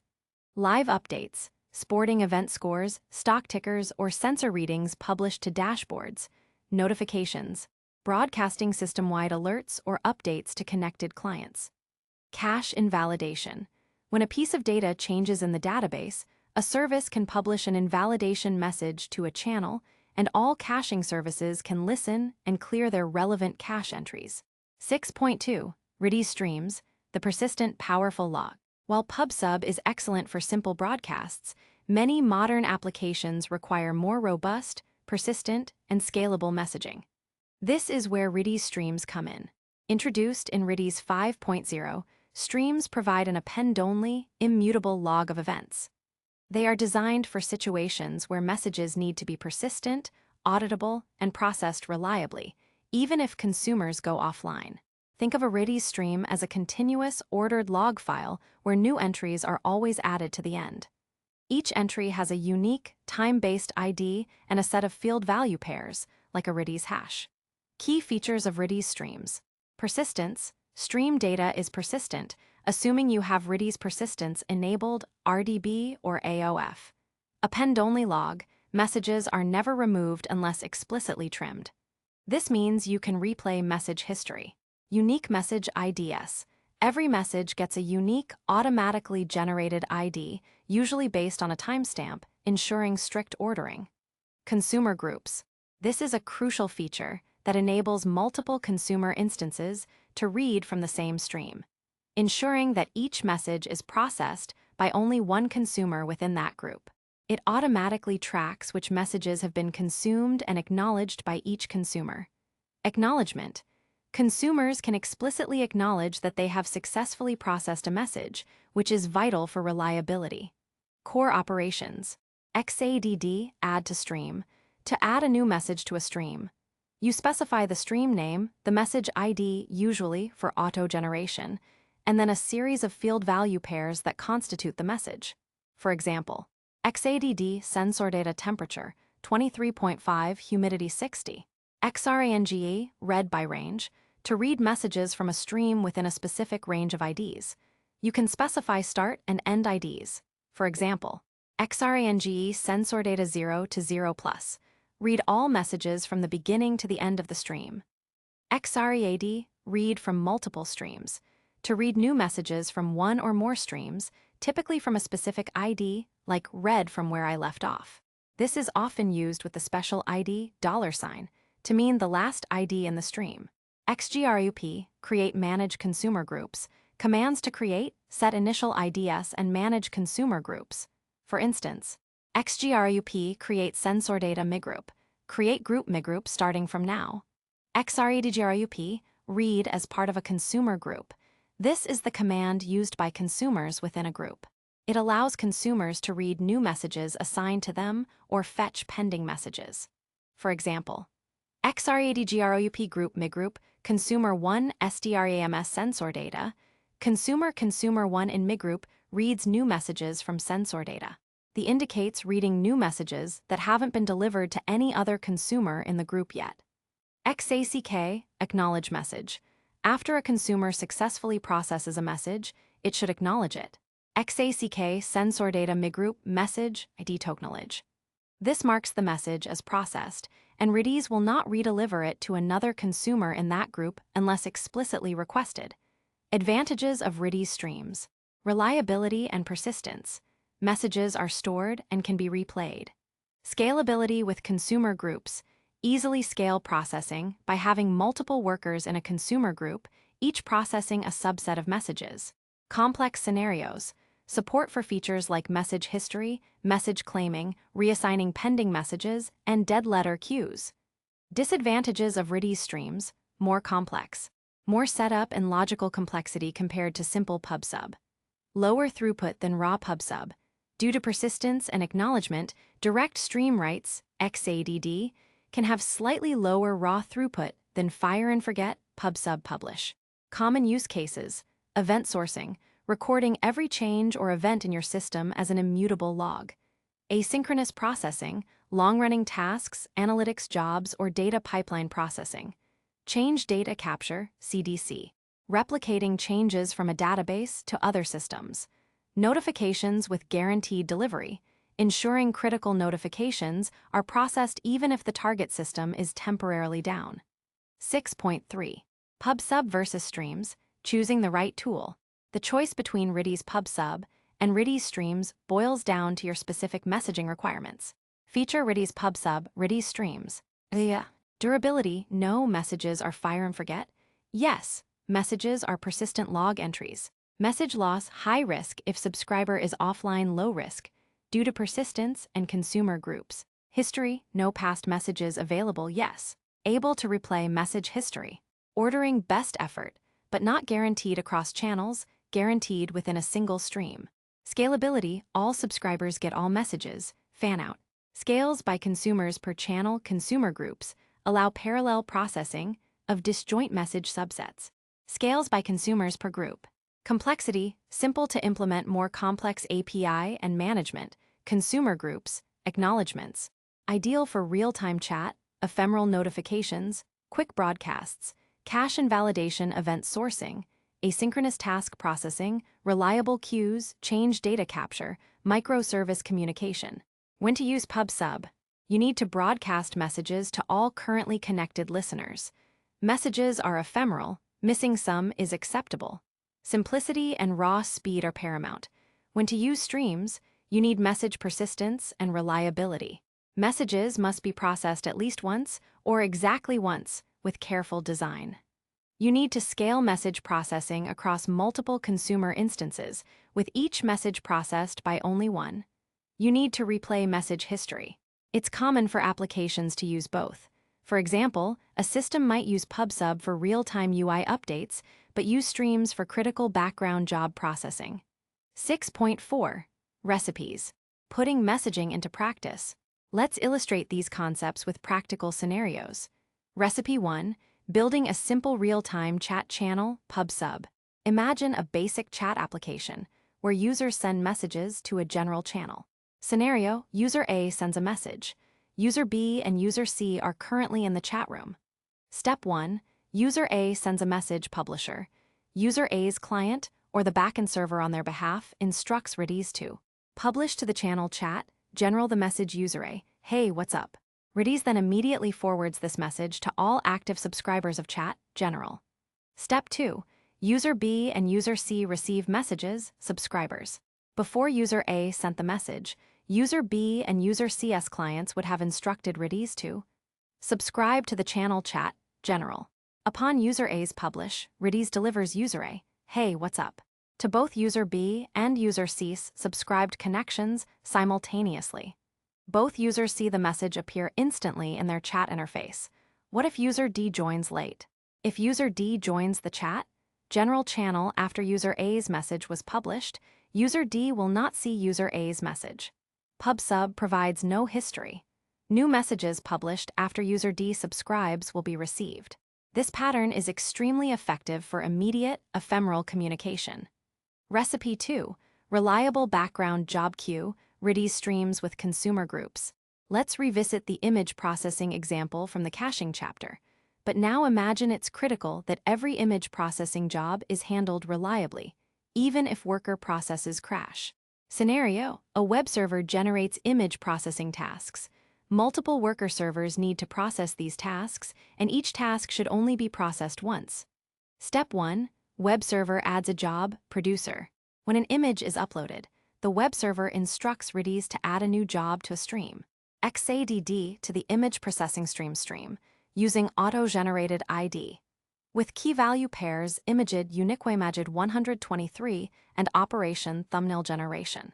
Redis adds this message to the stream, assigning it a unique ID like 1,678,886,400,000 to 0. Step 2. Worker process consumes jobs consumer group. You have a group of worker processes, worker group 1, composed of multiple individual workers, e.g., worker A, worker B. Each worker instructs Redis to read from the stream. One worker, say worker A, might instruct Redis. XRADGROUP group, worker group 1 worker A from SDRAMS, image processing stream from the ID, meaning new messages. Redis assigns worker A the next available job message, e.g., the message with imaged, unique 123. No other worker in worker group 1 receives this specific message until it's explicitly claimed or if worker A fails to acknowledge it within a timeout. Step 3. Worker acknowledges completion. After worker A successfully processes unique 123, e.g., generates the thumbnail, it instructs Redis to acknowledge the message. XACK, the image processing stream for worker group, 1 for message, ID 1,678,886,400,000 to 0. This tells Redis that the message has been successfully processed by worker A and should not be redelivered. What if worker A crashes before acknowledging? If worker A crashes after receiving the message but before acknowledging it, that message remains in a pending state for worker A. After a configurable timeout, other workers in worker group 1 or a dedicated cleanup worker can use the XCLAIM command to claim and reprocess that stuck message for reliability. Redis streams offer a far more robust and flexible foundation for building reliable and scalable message queues where every message matters. They represent a significant advancement in Redis's capabilities for building modern distributed systems. In the next chapter, we'll delve into ensuring data integrity by exploring atomic operations and transactions in Redis. Chapter 7. Atomic Operations and Transactions. Ensuring Data Integrity. In the world of distributed systems and concurrent applications, ensuring data integrity is paramount. Imagine a scenario where multiple users are trying to buy the last item in stock, or several processes are attempting to acquire a shared resource simultaneously. Without proper mechanisms, these concurrent operations can lead to corrupted data, race conditions, and incorrect states. Redis, despite its single-threaded nature, provides powerful tools to guarantee data integrity. Atomic operations, simple transactions, and atomic execution of Lua scripts. 7.1. Atomicity, the foundation of integrity. At its core, atomicity means that an operation is performed entirely or not at all. There's no hi adha inus finished state. In Redis, every single command is atomic. This is a fundamental guarantee that simplifies development significantly. What does single command atomicity mean? Consider this. If you tell Redis to incr mycounter, even if thousands of clients send incr mycounter commands at precisely the same millisecond, Redis's single-threaded nature ensures that each incr operation is processed one after another in a sequential manner. No partial increments will occur, and the final value of mycounter will always be the sum of all increments, guaranteeing that you don't lose any updates. This crucial property holds true for all of Redis's commands, whether it's set, lpush, hset, sadd, or zincrby. You don't have to worry about race conditions at the individual command level. However, real-world applications often require executing multiple commands as a single, atomic unit. For example, you might want to decrement an inventory count and then add an item to a user's shopping cart, and you want both operations to succeed or both to fail together. This is where Redis transactions and Lua scripting come into play. 7.2. Redis transactions, multi exec discard.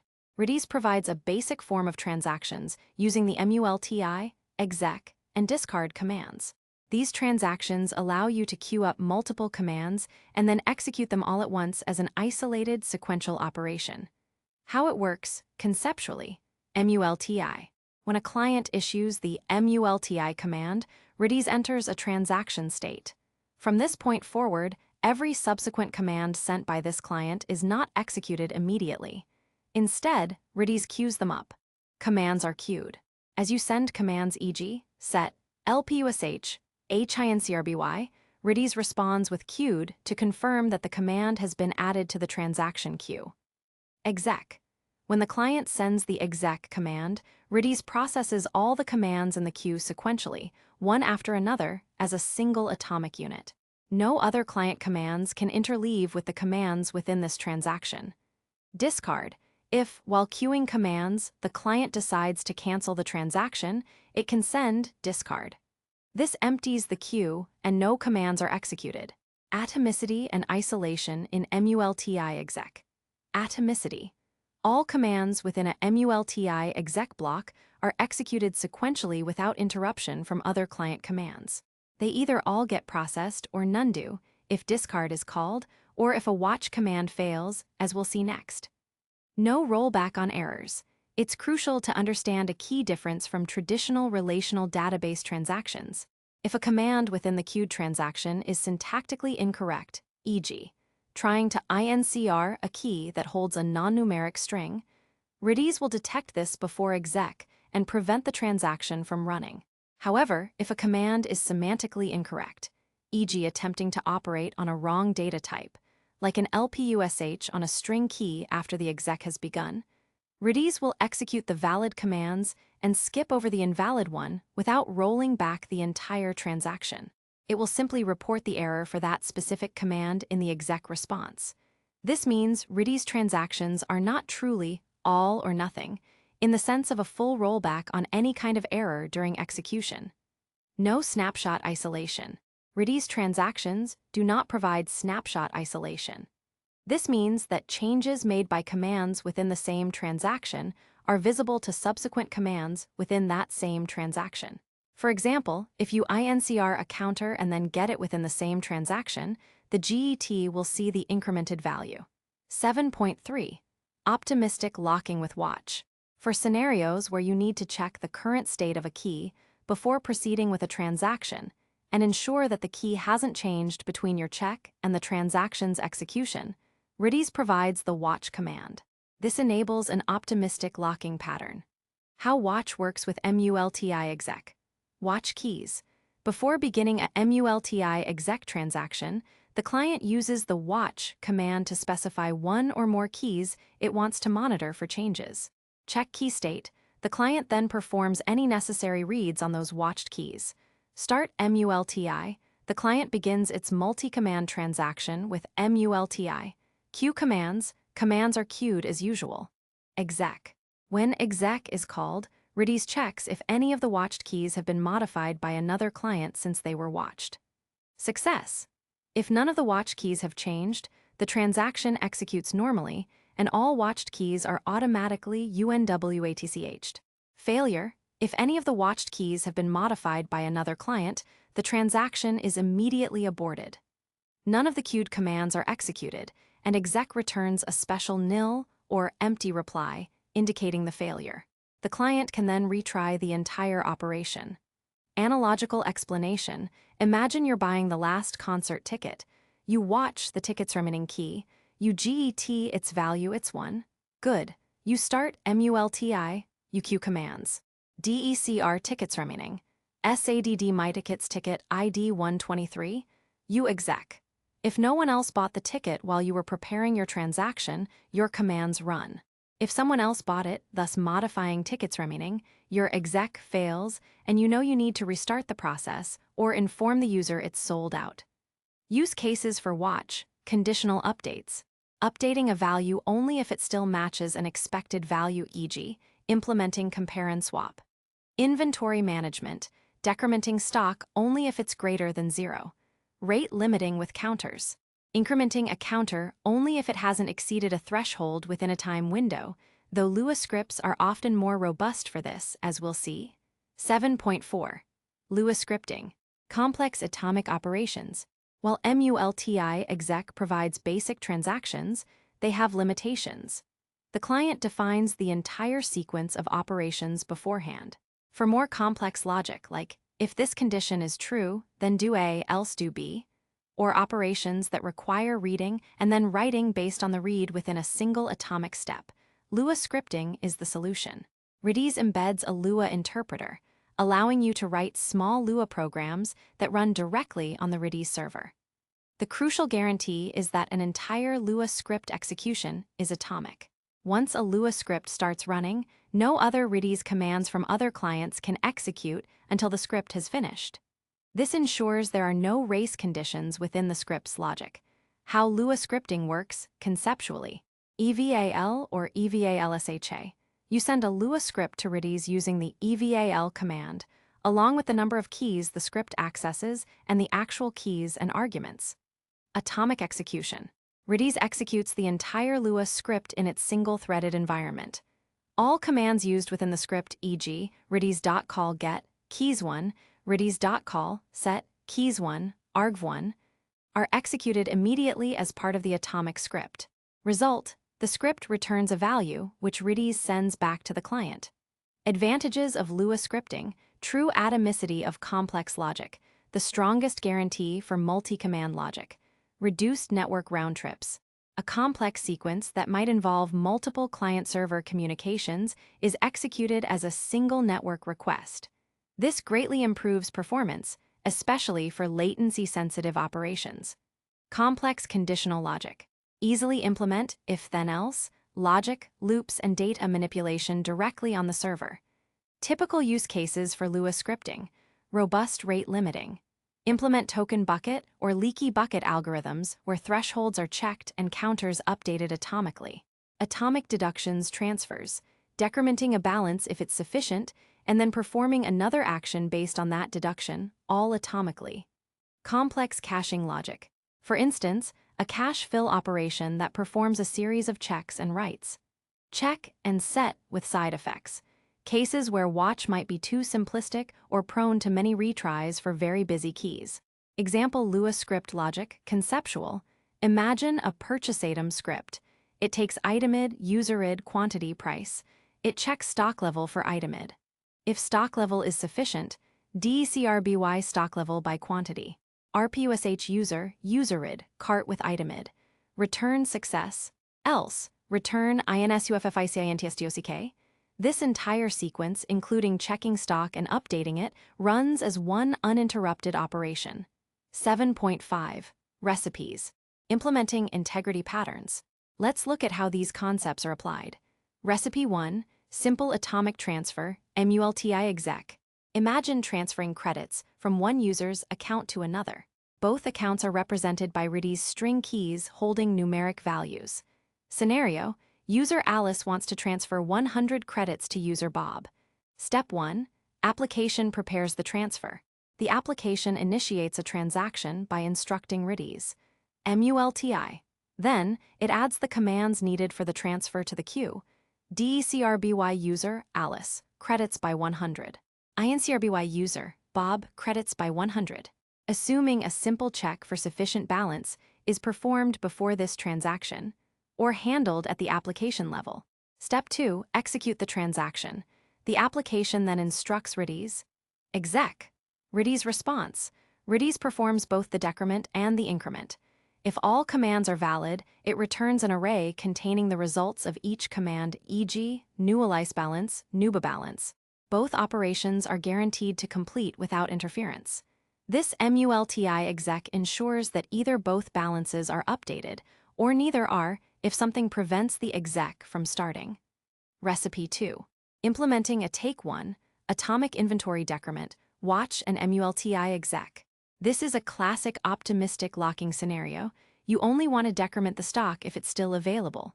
Scenario: a user attempts to buy one item of product X. Step 1. Watch and read. The application instructs Redis to watch the key product X stock. Then immediately get the value of product X stock. Application logic. The application receives the current stock, e.g. 5. If stock is 0, it exits and tells the user sold out. For this example, assume it's 5. Step 2. Start transaction and queue commands. The application proceeds by instructing Redis MULTI DECR product X stock. RPUSH user current user cart product X add to user's cart. Step 3. Execute transaction. The application instructs Redis exec. Redis response success. If no other client modified product X stock between the watch and exec, both commands execute. Redis returns an array like 4 new cart length. The stock is now 4 and the item is in the cart. Redis response fail. If another client did modify product X stock, e.g. another user bought it, making the stock 0 before our exec could run, Redis returns a nil or empty array. Application logic on failure. Upon receiving the nil response, the application knows the transaction failed due to a concurrent modification. It can then UNWATCH all keys, though exec or discard automatically unwatch and retry the whole process, starting from watch again, or notify the user that the item is no longer available. This illustrates how watch prevents the application from making decisions based on stale data. Recipe 3. Atomic daily rate limiter, Lua scripting.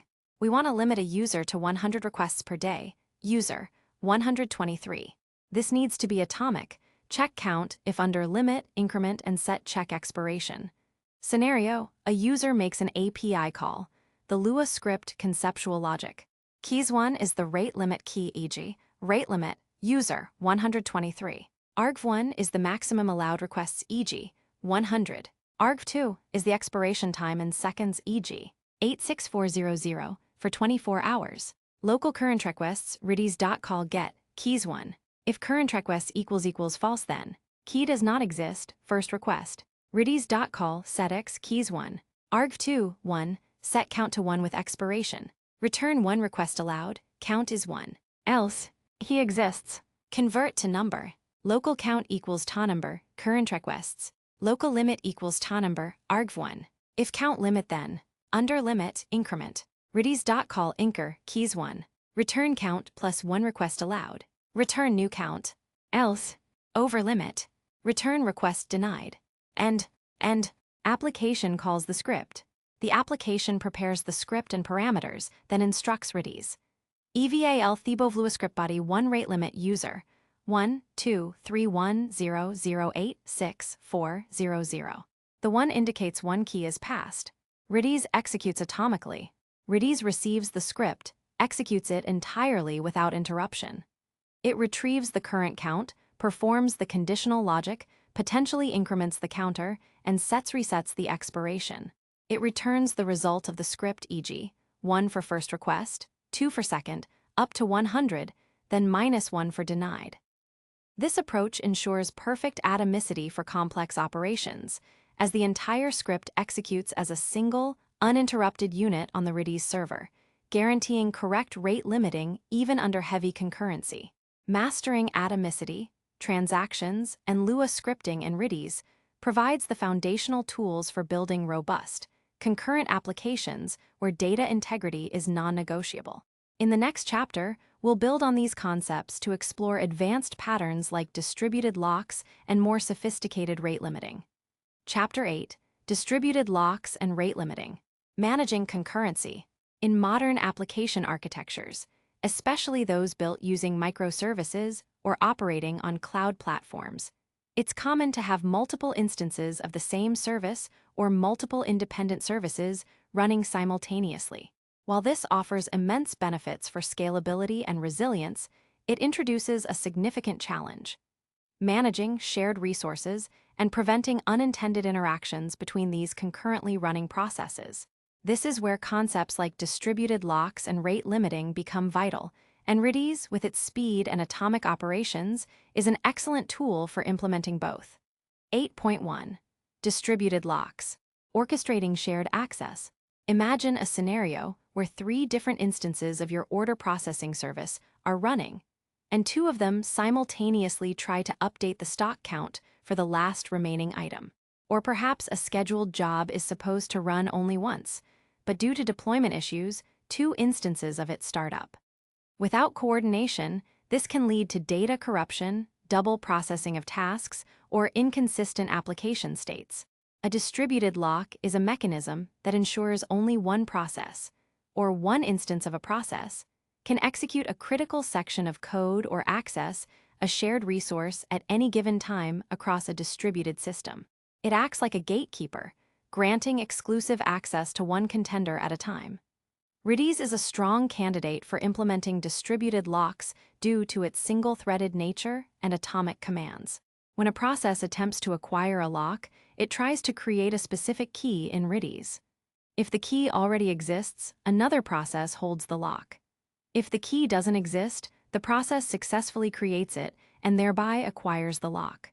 Basic distributed lock implementation. The most fundamental way to acquire a lock in Redis involves the set command with specific options. Acquiring the lock. A process requests the lock by instructing Redis. Set a key, let's call it lock. Resource A to a specific value, for example, muniquainstanseed, only if the key does not exist, and set an expiration on it for a certain number of seconds, let's say 30 seconds. The NOEXISD option, often represented as NX, ensures atomicity. The key is only set if it's currently absent. If it is successfully set, the process has acquired the lock. Redis will typically respond with an OK. If the key already exists, Redis will indicate that the operation did not succeed. The expiration option, often PX for milliseconds or X for seconds, is absolutely critical. Imagine a process acquires a lock and then crashes before it can release it. Without an expiration, that lock key would remain in Redis indefinitely, creating a deadlock where no other process could ever acquire it. The expiration ensures that locks are eventually freed, even if the holding process fails. The duration of the expiration should be slightly longer than the maximum expected time for the critical section to complete, but not excessively long. Releasing the lock. Once the process has finished its critical section and wishes to release the lock, it needs to be very careful. A simple delete command on the lock key is insufficient. Why? Imagine process A acquires lock. Resource A, it does some work, but before it can delete the key, its 30-second expiration period passes, and Redis automatically deletes the key. Now process B comes along and acquires lock. Resource A at this moment. Process A, which was sleeping, due to some delay, wakes up and issues a delete lock resource A. Process A has just accidentally deleted process B's lock. To prevent this steal and release problem, the unique value, Muniquanston seed from step 1, becomes essential. The lock release must be atomic and conditional. The process must instruct Redis, check if the key lock resource A exists and its value is exactly Muniquanston seed. If both are true, then delete the key. This conditional release is best implemented using a Lua script, as discussed in Chapter 7, to ensure atomicity. The script checks the value and deletes the key in a single, uninterrupted operation. Challenges and considerations, reliability and failover. What happens if the single Redis instance managing your locks goes down? This creates a single point of failure. While you can use Redis replication, the primary replica failover process introduces a potential for two clients to believe they hold the same lock simultaneously during a brief window. For applications requiring extremely high guarantees of distributed lock safety, a more complex algorithm like redlock, proposed by Redis creator Salvatore Sanfilippo, is sometimes considered. Redlock involves acquiring locks on a majority of independent Redis master instances to mitigate single point of failure risks. But it comes with its own set of complexities and trade-offs regarding performance and implementation. For many practical applications, relying on a highly available Redis cluster and careful handling of expiration and unique client IDs is sufficient. Clock drift. If your Redis instances are spread across machines with unsynchronized clocks, the expiration times might behave unexpectedly, impacting reliability. Retries. If a process fails to acquire a lock, it usually waits for a short period and then retries the acquisition. The retry strategy, e.g. exponential backoff, is crucial to avoid stampeding the Redis server. Recipe. Implementing a simple distributed lock. Let's walk through how a hypothetical process acquires and releases a lock for a shared resource using Redis. Resource, updating a user's credit balance, user 123 balance. Lock key, lock user 123 credit update. Client ID, a unique string identifying the current process trying to acquire the lock, e.g., a UUID or server xthread y. Step 1, attempt to acquire the lock. The process instructs Redis, set the key lock user 123 credit update to the value miprocessed XYZ if it does not exist, and set an expiration of 20 seconds. Redis response. Redis will respond with OK if the lock was acquired, or a null empty response if another process already holds it. Application logic. If the lock is acquired, the process proceeds to step 2.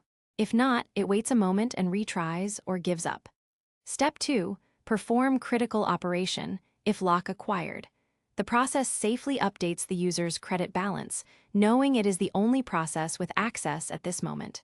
For example, INCRBY user 123 balance by 50. Log that miprocessed XYZ performed the update.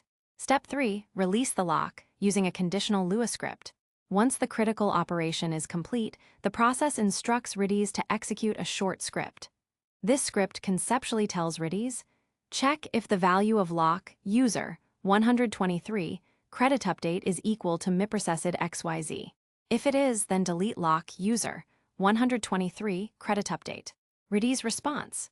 The script returns 1 if the lock was found and successfully deleted, meaning you released your own lock, or 0 if the key didn't exist or its value didn't match, meaning the lock expired or was taken by someone else, so you aren't deleting another process's lock. This pattern forms the backbone of many distributed coordination challenges, enabling safe access to shared resources in concurrent environments. 8.2. Rate limiting.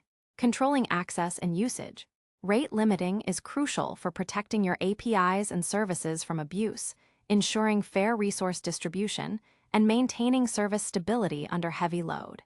It prevents issues like denial of service, DoS, attacks by flooding requests, excessive resource consumption by a single user or application, unfair usage patterns where one user monopolizes resources.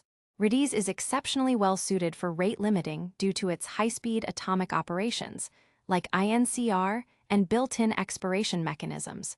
We'll explore a few common algorithms. Rate limiting algorithms with Redis. Fixed window counter, This is the simplest to implement. You define a window of time, e.g., 60 seconds, and a maximum number of requests allowed within that window. How it works. Each request increments a counter associated with the current time window, e.g., the current minute or hour. When the counter exceeds the limit, further requests in that window are denied. Implementation. Use a Redis string key as a counter, typically prefixed with the user ID and the current window's timestamp, e.g., rate limit, user, 123, minute, 202,310,271,530. For each request from user, 123, instruct Redis. Increment the counter for rate limit, user, 123, minute, 202,310,271,530. If this is the very first request in this window, also instruct Redis. Set an expiration on this key for 60 seconds, or whatever your window length is. After the increment, retrieve the current value of the counter. If it's greater than your allowed limit, e.g., 100 requests, deny the request. Pros: very simple, efficient, and low memory usage. Cons: burst problem. A user could make all 100 requests in the last second of one window and another 100 requests in the first second of the next window, effectively making 200 requests in 2 seconds. Sliding log. This method offers much more precision but is also more resource-intensive. You track the timestamp of every request. How it works. For each request, its timestamp is added to a Redis list or a sorted set. When evaluating a request, you count how many timestamps in the collection fall within the defined time window, e.g., the last 60 seconds. Implementation, using sorted set for efficiency. Use a Redis sorted set where the member is a unique request ID, e.g., a UUID, and the score is the timestamp, e.g., milliseconds since Unix epoch. For each request from user, 123. Instruct Redis, remove all members from the sorted set rate limit, user, 123 whose scores are older than current timestamp window duration. This prunes old requests. Instruct Redis, add a new member, unique request IXs, with a score of current timestamp to the sorted set rate limit, user, 123. Now instruct Redis, count the number of members in rate limit, user, 123. If the count is greater than the allowed limit, deny the request. Pros: highly accurate and flexible. The burst problem of fixed windows is largely mitigated. Cons: can be memory intensive if you have many requests and a long window, as every request's timestamp must be stored. Sliding window counter, hybrid. This algorithm attempts to combine the efficiency of the fixed window with the accuracy of the sliding log. It typically maintains counts for the current window and the previous window and calculates a weighted average to estimate the number of requests in the true sliding window.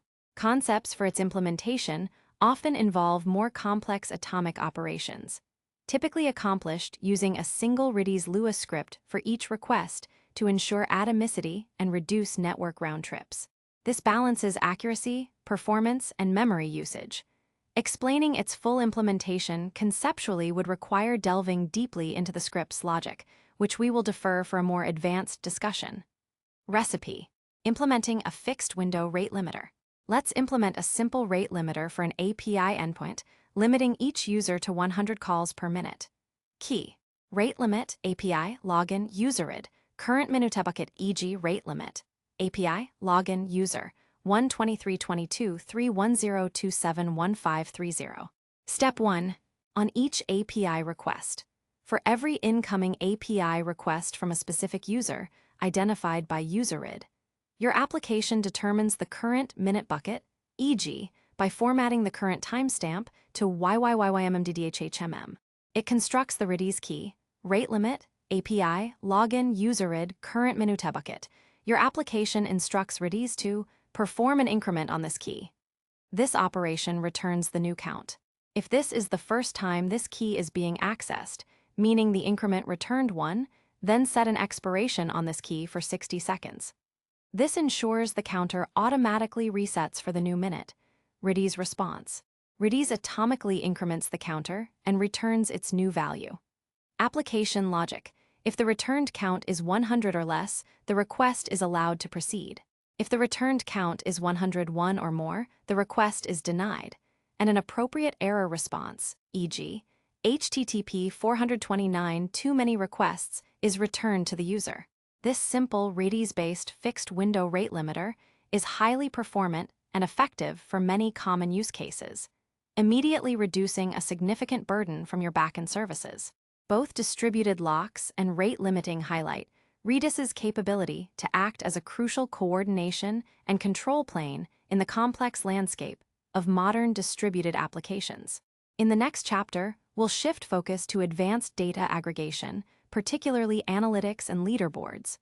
Chapter 9, Real-Time Analytics and Leaderboards, Data Aggregation with Sorted Sets and Hashes. In previous chapters, we've explored Redis's speed for caching, its flexibility for data structures, and its atomicity for critical operations. Now, we'll delve into a domain where this combination truly shines, building real-time analytics dashboards and dynamic leaderboards. Traditional relational databases often struggle with the high write volumes and rapid querying needed for current, granular data, leading to performance bottlenecks. Redis, however, excels at these tasks, providing immediate insights and up-to-the-second rankings. 9.1. The need for speed, real-time data aggregation. Modern applications thrive on data. From monitoring active users and tracking sales per second to displaying live gaming leaderboards or analyzing sensor readings, the demand for immediate, actionable intelligence is ever present. Waiting minutes or hours for data aggregates is no longer acceptable. Real-time analytics and leaderboards require high write throughput. Events, like a user scoring points, a page view, or a sensor reading, occur constantly and must be recorded quickly. Fast aggregation. Data needs to be summarized, e.g., total users, sum of sales, highest score on the fly. Rapid querying. Users or systems need to query these aggregates instantly.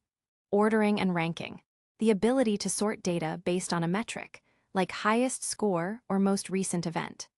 While traditional databases might handle large volumes of historical data, they often involve complex queries or batch processing for real-time aggregation, which can be computationally expensive and slow.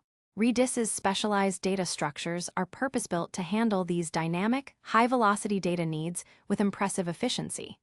9.2. Building dynamic leaderboards with sorted sets.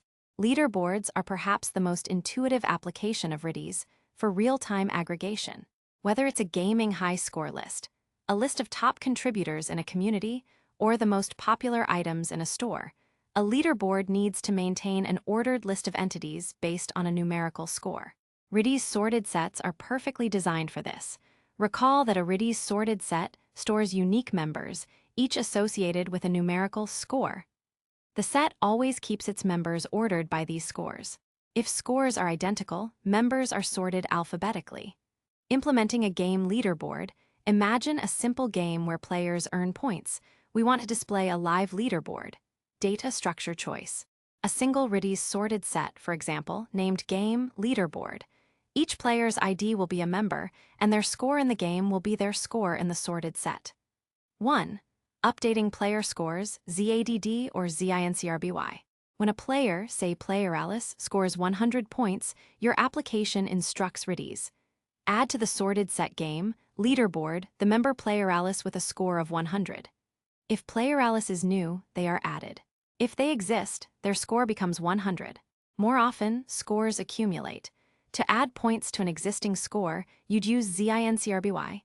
Increment the score of member player Bob in sorted set game, leaderboard by 50. Redis atomically updates the score and resorts the member within the set. 2. Displaying the top N players, ZREVRANG. To show the top 10 players, your application instructs Redis. Retrieve members from the sorted set game, leaderboard, from rank 0 to 9 inclusive, ordered by score from highest to lowest, and also include their scores. Redis promptly returns a list of player IDs and their scores, perfectly ordered from highest to lowest. This single command efficiently fetches the top players, making leaderboard display incredibly fast. 3. Finding a player's rank and score, ZRANK, ZREVRANK, ZSURE. Users often want to see their own position and score on a leaderboard. To get player Charlie's score, Get the score of member player Charlie from game, leaderboard. To get player Charlie's rank, position, starting from 0 for the lowest score. Get the rank of member player Charlie from game, leaderboard. Use zrevrank for rank from highest score, combining sorted sets with hashes for richer leaderboards. Often, a leaderboard needs to display more than just a player ID and score. You might want username, avatar URL, or other details. Storing too much data directly in the sorted set member would be inefficient or impractical. Strategy: pair the sorted set with Redis hashes or strings. Sorted set stores player ID as the member and score as the score. Hash string: a separate Redis hash, e.g., user, player ID, profile, or string for a JSON blob of the profile, stores the detailed information for each player. Workflow for displaying a rich leaderboard. Your application uses zrevrank to get the top N player IDs and their scores from the game, leaderboard sorted set. For each player ID returned, your application then queries a separate Redis hash, e.g., hgtall user, player ID, profile, to retrieve the full profile details for that player. Your application then combines this data and renders the rich leaderboard. This two-step process allows for efficient retrieval of the sorted list, followed by fast lookups of individual user details, ensuring a highly responsive leaderboard experience. 9.3. Real-time analytics with sorted sets and hashes strings. Beyond leaderboards, Redis is a powerful tool for various real-time analytics. Time series data, events over time. You can use sorted sets to store events that occur over time, where the score is a timestamp, e.g., Unix epoch milliseconds or seconds, and the member is a unique event ID or a data point. Example: web server performance monitoring. Imagine tracking requests per second. Each time a request hits your server, you could instruct Redis. Add to the sorted set app, requests, seconds as a new member a unique ID, e.g., a UUID or timestamp counter, with the score being the current Unix timestamp in milliseconds. When you want to know the number of requests in the last 60 seconds, instruct Redis.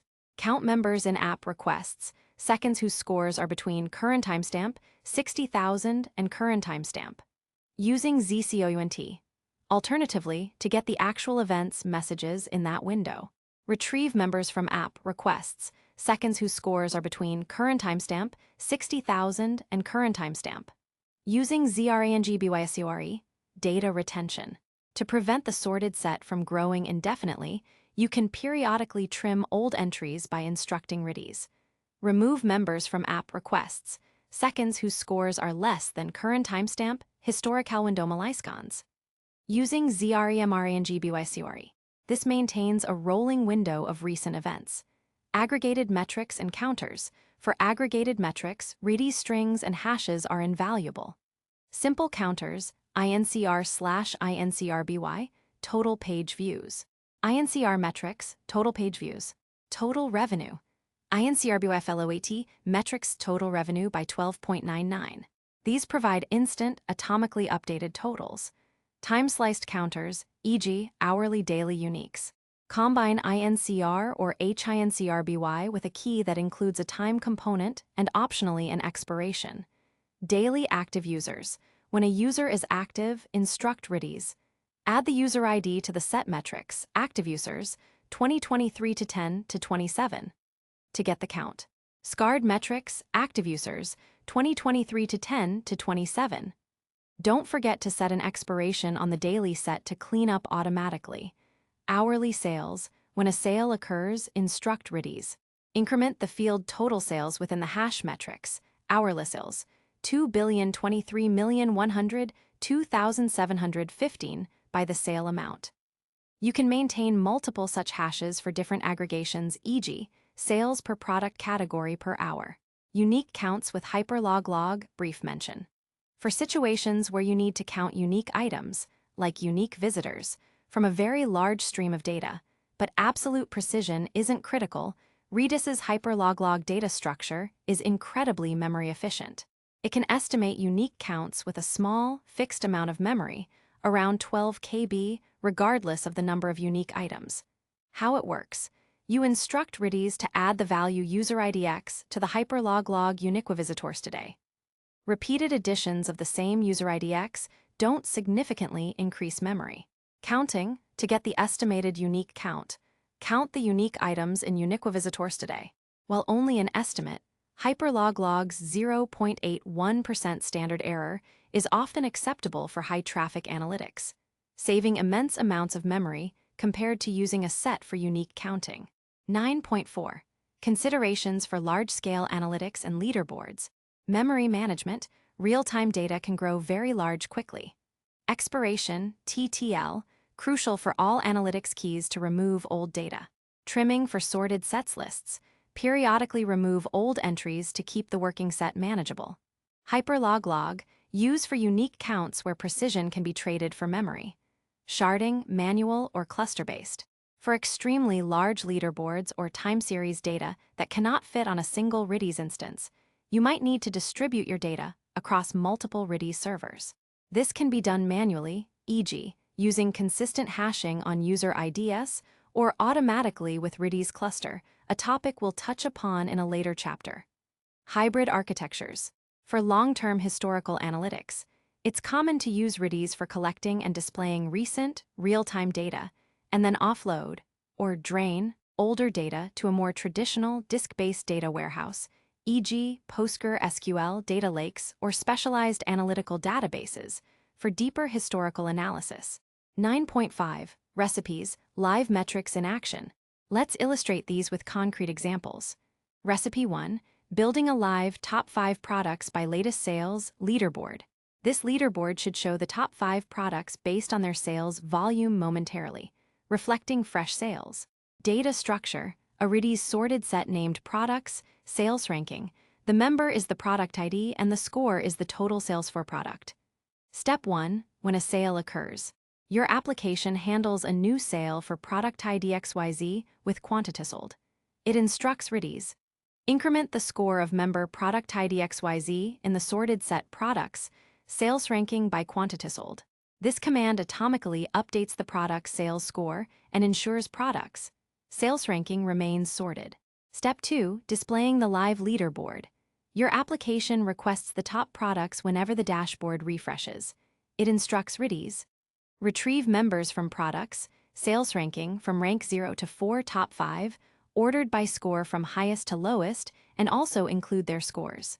Redis quickly returns the IDs of the top-selling products and their current sales counts. Your application can then fetch additional product details, product name, image, etc., from a separate Redis hash, e.g., product, ID details, or your primary database. This simple setup provides an instant, dynamic view of which products are currently flying off the shelves. Recipe 2. Tracking hourly unique logins. You want a real-time count of how many distinct users have logged into your system in the current hour, and for previous hours. Data strategy. Use Redis sets for uniqueness grouped by hour. Keys. Logins, unique hourly, YYYMMDDHH, e.g., logins, unique hourly, 2,023,102,715. Step 1. On each user login. When a user ID ABC successfully logs in, your application determines the current hour bucket. It instructs Redis. Add the user ID ABC to the set named logins. Unique, hourly, 2,023,102,715. Because it's a Redis set, user ID ABC will only be added once to this set for this specific hour, even if they log in multiple times. Crucially, for the first login in any given hour bucket, your application also instructs Redis. Set an expiration on logins, unique, hourly, 2,023,102,715 for 2 hours or more, depending on your retention policy. This automatically cleans up old buckets, usually after you've had a chance to aggregate them for longer-term storage. Step 2. Retrieving hourly unique counts. To display the unique users for the current hour, e.g., 3 p.m. on Oct 27, instruct Redis. Get the count of members in the set logins, unique, hourly, 2,023,102,715. Using scard. To display the count for a past hour, e.g., 2 p.m. on Oct 27, instruct Redis. Get the count of members in the set logins, unique, Hourly, 2,023,102,714. This pattern provides a powerful, real-time mechanism for tracking distinct user activity over defined time windows. These recipes showcase Redis's inherent capabilities for real-time data aggregation and analysis. By intelligently combining sorted sets, hashes, strings, and potentially hyperlog logs, developers can build responsive, insight-driven features that would be far more challenging with traditional database systems alone. Chapter 10, Redis Modules, Expanding Capabilities, Search, Geospatial, and more. Throughout this book, we've explored Redis's core data structures and their versatile applications. However, Redis's capabilities extend far beyond its built-in data types. Redis is highly extensible through Redis modules, which are dynamic libraries that can be loaded into Redis at runtime. These modules introduce new data types, commands, and functionalities, effectively transforming Redis into a highly specialized database capable of handling complex challenges that go beyond its traditional key-value store role. Think of Redis modules as powerful plugins that allow Redis to gracefully handle problems like full-text search, graph data, time series analysis, and complex geospatial queries, all while maintaining Redis's signature speed and efficiency. This chapter will introduce the concept of Redis modules and highlight a few prominent examples. 10.1. What are Redis modules? Redis modules are shared libraries written in C or C++ with C bindings that expose new commands and data structures to the Redis server. They integrate seamlessly with the core Redis API, allowing developers to interact with these new functionalities as if they were native Redis commands. Why modules? Extensibility. They allow Redis to evolve beyond its initial scope without cluttering the core codebase, catering to specialized use cases. Performance. Modules run directly within the Redis process, benefiting from Redis's speed and efficient memory management. They are designed for high performance, often leveraging optimized algorithms. Encapsulation. Complex logic is encapsulated within the module, simplifying client-side code. Atomic operations. Operations introduced by modules generally adhere to Redis's atomic guarantees, ensuring data integrity for complex operations. How to use modules conceptually. Using a Redis module typically involves a few steps. Download, compile. Obtain the module's shared library file, SO or DLL. Load into Redis. Configure your redis.conf file to load the module on startup, e.g., load module path /to/myModuleSo. Use new commands. Once loaded, the module's new commands become available just like any other Redis command. Let's look at some of the most impactful and widely used Redis modules. 10.2. Redis Stack. A unified approach to modules. While modules can be loaded individually, Redis Labs, the company behind Redis, has packaged several powerful modules together into what's called Redis Stack. Redis Stack provides a single distribution that includes Redis along with popular modules like Redis Search, Redis JSON, Redis Graph, Redis Time Series, and Redis Bloom. This simplifies deployment and ensures that the modules work seamlessly together. While discussing Redis Stack as a whole, we will individually highlight the functionalities provided by some of its key components. 10.3. Redis Search. Full-text search and secondary indexing. Getting data out of Redis has historically been limited to querying by keys or iterating through sets hashes, which doesn't lend itself to complex search queries across fields or full-text searches. Redis Search dramatically changes this. Redis Search transforms Redis into a real-time, high-performance search engine. It allows you to create secondary indexes, efficiently index fields within your Redis hashes or JSON documents. This means you can query your data based on the values of fields, not just the key names. Full-text search. Perform sophisticated text searches, including fuzzy matching, finding results even with typos, prefix matching e.g. app for Apple, application, phrase search e.g. red car as a single unit, Boolean queries and or not, stemming e.g. searching for running also finds run, sorting and pagination of results, numerical and geospatial filtering, combine text queries with numerical ranges, e.g. price between X and Y, and geospatial radii, e.g. businesses within a certain distance, aggregations, Perform basic aggregations on search results, e.g., sum, count, group by. Typical use cases for Redis search. E-commerce product search. Filter and search millions of products by name, description, category, price range, and color. Document search. Index and search large collections of articles, emails, or user-generated content. Real-time type-ahead autocomplete. Provide instant suggestions as users type in a search bar. Building complex query layers. Powering dashboards that require combining text search with filters. Conceptual interaction with Redis search. Define a schema. You first instruct Redis search to create an index on a specific pattern of Redis keys, e.g., product, and define the fields you want to index, e.g., name as text, price as numeric, description as text. Add data. You store your data in Redis, typically in hashes, e.g., HSET product. 123 name, laptop, description, hyperf, price, 1200. Redis search automatically indexes this data according to your defined schema. Query data. You instruct Redis search to search your index with a complex query string. For example, search product index laptop at price, $1,000-$2,000. Find laptops between $1,000 and $2,000. 10.4. Redis JSON. Native JSON document handling. While you could always store JSON as a string in Redis, working with it often involved retrieving the entire string, parsing it in your application, modifying it, and then reserializing and restoring it. This is inefficient for partial updates. Redis JSON provides native support for JSON documents. With Redis JSON, you can store JSON documents, store a JSON object as the value of a key, path-based access, access and manipulate elements within the JSON document using a JSON path-like syntax. Atomic updates. Perform atomic updates on specific parts of a JSON document, e.g., increment a number within an array, set a new string value, or append to an array without having to retrieve and restore the entire document. Data types. Redis JSON is aware of JSON data types, numbers, strings, booleans, arrays, objects. Typical use cases for Redis JSON. User profiles. Storing flexible user profiles that might have varying structures. Configuration management.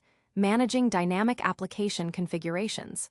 Content management. Storing and updating rich content structures. REST-TFL API backends. Rapidly prototyping and serving data for APIs. Conceptual interaction with Redis JSON. Set JSON. You instruct Redis JSON to set a key like doc, one with a JSON string, name, Alice, age, 30, hobbies, reading, hiking.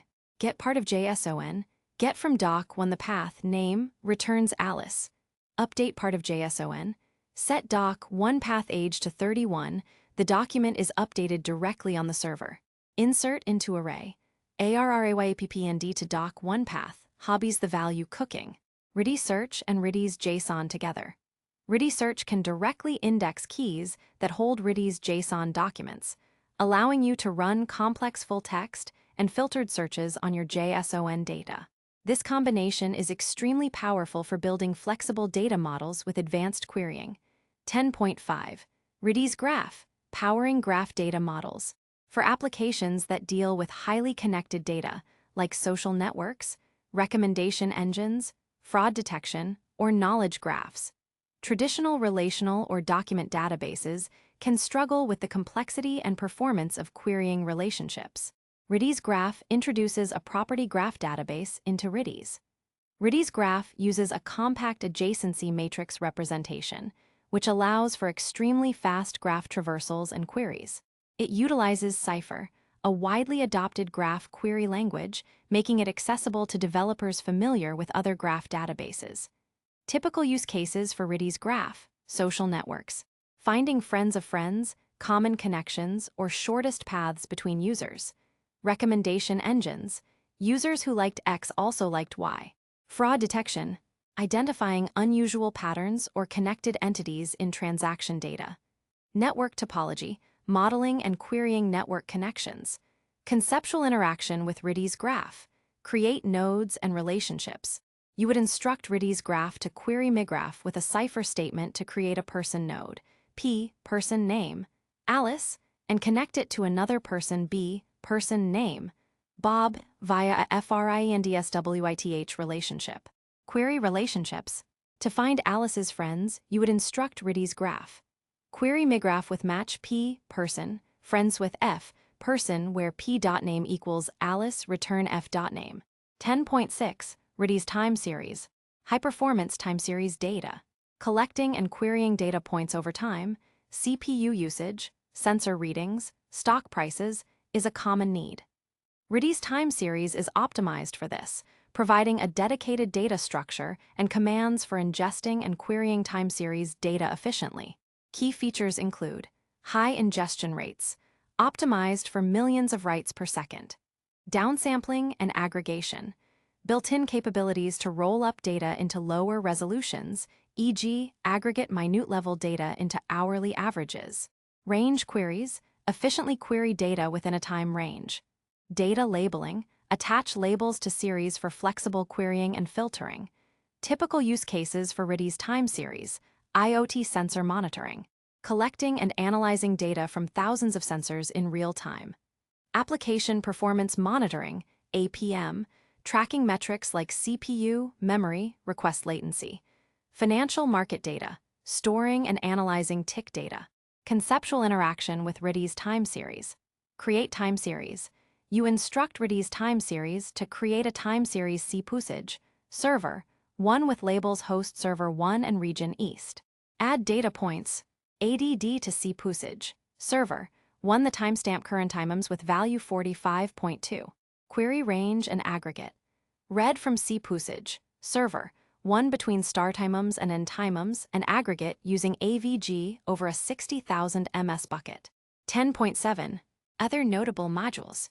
Redis Bloom provides probabilistic data structures like Bloom filters for checking if an item might be in a set without storing the item itself, useful for deduplication, and cuckoo filters similar to Bloom but with delete support. Redis AI integrates AI models serving directly into Redis, allowing for real-time inference on data residing in Redis. 10.8. Implications for developers. The existence of Redis modules significantly expands the types of problems you can solve with Redis. It empowers developers to rethink their application architecture, potentially consolidating multiple database technologies into a single, high-performance Redis setup. Consolidation. Instead of running a separate search engine, graph database, and message queue, you might be able to achieve similar high performance and functionality within the Redis ecosystem. Simplified operations. Managing one Redis instance or cluster with modules can be simpler than managing disparate databases. Performance boost. By moving data processing closer to the data store, you reduce network latency and leverage Redis's in-memory speed. However, consider the trade-offs. Vendor lock-in ecosystem. While Redis is open source, some modules, especially those in Redis Stack, might be developed and maintained primarily by Redis Labs. Complexity. Adding modules adds complexity to your Redis deployment, requiring more specialized knowledge. Memory footprint. Loading multiple modules and storing diverse data types can increase Redis's memory consumption. Redis modules represent a compelling evolution of Redis, turning it from a simple key-value store into a versatile, multimodal database capable of tackling a much broader range of application challenges, provided you understand their specialized functionalities and how to appropriately integrate them into your system. In the next chapter, we'll shift our focus to the operational aspects of Redis: performance, monitoring, and scalability. Chapter 11, Performance, Monitoring, and Scalability Considerations. We've covered Redis's foundational data structures, its powerful features like transactions and modules, and how to apply them to solve common development problems. But creating a robust, production-ready application isn't just about writing code.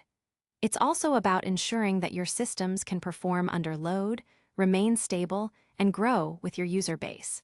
This chapter will delve into crucial operational aspects, understanding Redis performance metrics, effective monitoring, and strategies for scaling Redis to meet demanding requirements. 11.1. Understanding Redis performance. Redis is renowned for its speed. It's often said that if Redis is slow, the bottleneck is probably elsewhere, your network, your client application, or a poorly designed command. However, true performance mastery requires understanding what makes Redis fast and how to avoid anti-patterns. Key factors influencing Redis performance. Network latency. This is often the biggest culprit. Every command sent to Redis involves a network round trip. Even sending thousands of tiny commands individually can add up. Optimization. Pipelining. Sending multiple commands to Redis in a single batch without waiting for a response for each command. Redis processes them sequentially and sends all responses back efficiently. This drastically reduces network overhead. Your client library will usually offer a way to pipeline commands. Optimization. Multi-key operations. Many Redis commands are designed to operate on multiple keys in a single call, e.g., mget for strings, hmget for hashes. Use these instead of looping and sending individual get or hget commands. Command complexity, time complexity. While most Redis commands operate in O(1), constant time, or O log n, logarithmic time, meaning their execution time doesn't significantly change with the dataset size n, some commands can be slower. O(n) traversal. Commands that iterate over a large number of elements, e.g., keys, semembrs on a very large set, lrange on a long list without bounds, hgetall on a huge hash, can block the server for a noticeable duration. Avoid keys in production. Keys should never be used in production for large datasets as it iterates over every key in the database, blocking the server. Use scan for production key iteration. Beware of large data structures. Retrieving an extremely large hash or set in one go can consume significant memory and network bandwidth. Consider fetching smaller chunks or redesigning. Memory usage. Redis performance is directly tied to memory. RAM-bound, Redis ideally runs entirely in RAM. If it resorts to swapping to disk, performance will degrade catastrophically. Memory fragmentation. Over time, deleting and adding keys can lead to memory fragmentation. Monitor used memorious, physical memory used, versus used memory, logical memory used. Persistence overheads. While RDB and AOF are crucial for durability, the fork operation for RDB and AOF rewrites can briefly pause the Redis server, which might be noticeable in very latency-sensitive applications with huge datasets. Client library and application code. Efficient client usage. Ensure your application's Redis client library is modern, well-maintained, and used correctly, e.g., connection pooling, pipelining. Serialization/deserialization. The overhead of converting data to from Redis string format can become a bottleneck for very high-throughput applications. 11.2. Monitoring Redis. Proactive monitoring is non-negotiable for production Redis instances. It allows you to identify bottlenecks, track resource utilization, predict scaling needs, and react quickly to issues. Key metrics to monitor: memory usage, used memory, bytes used by Redis's data. Used memorious. Resident set size, actual memory used by Redis process in RAM. Memfragmentation ratio, used memorious/used memory. A value consistently 1.5 indicates significant fragmentation. Command statistics, total comments processed, overall command throughput. Instantaneous ops per sec, current operations per second. Per command stats, available via info commandsdts. Identify which commands are most frequent or slowest. CPU usage, used pussies, used puser, system and user CPU consumed by Redis. Network I/O, total net input bytes, total net output bytes. Data bandwidth usage. Client connections, connected clients, number of active clients. Too many can indicate issues. Blocked clients, clients waiting on blocking operations, e.g. BLPOP. Persistence. RD blasts of time, AF last write time sec. Time since last successful persistence operation. RDB change since last save indicates data loss window if a crash occurs. Replication for high availability. Master link up since seconds. How long the replica has been connected to master. Master since in progress, whether a full resynchronization is happening. Master repl slaver repl the replication lag, crucial for highly available setups. Tools for monitoring. Redis CLI Info, the simplest way to get a snapshot of metrics. Redis CLI Monitor shows all commands processed in real time can be overwhelming. Cloud provider integrations. If using a managed Redis service, e.g., AWS Elasticache, Azure Cache for Redis, Google Cloud Memoristore, they provide built-in monitoring dashboards and alerts. Dedicated monitoring solutions. Prometheus with Grafana, Datadog, New Relic, etc. often have robust Redis integrations. Redis Enterprise Commercial offers advanced monitoring and analytics capabilities. 11.3. Scalability strategies for Redis. As your application grows, you'll inevitably hit the limits of a single Redis instance. Scaling Redis involves strategies to handle increasing data sets and higher request volumes. 1. Vertical scaling, scale up. Concept: increase the resources, CPU, RAM, network bandwidth of your single Redis server. Pros: simplest to implement, no architectural changes to your application. Cons: hits a ceiling. There's a limit to how big a single machine can get, and it becomes very expensive. Still a single point of failure, unless combined with replication. 2. Horizontal scaling, scale out. Concept: distribute your data and/or load across multiple Redis instances. This is where the more complex strategies come in. A. Replication, high availability and read scalability. Concept: set up one primary, master, Redis instance and one or more replica, slave instances. The master handles all write operations and asynchronously replicates all data changes to its replicas. Replicas can serve read requests. Benefits: high availability. If the master fails, a replica can be promoted to master, minimizing downtime. Modern Redis deployments often use Sentinel for automatic failover or Redis cluster. Read scalability. You can distribute read traffic across multiple replicas. For example, your application can send read queries to a load balancer that distributes them among replicas. Limitations: writes are still bottlenecked by the single master. The total dataset still needs to fit on one master. B. Sharding, partitioning data. Concept: break your dataset into smaller, independent chunks, shards, and distribute these shards across multiple Redis instances. Each instance holds only a portion of the total data. Benefits: data scalability. Your total dataset size is no longer limited by a single machine's RAM, it's the sum of all shards' RAM. Write scalability. Write operations are distributed across multiple master instances, increasing overall write throughput. Implementation methods. Client-side sharding.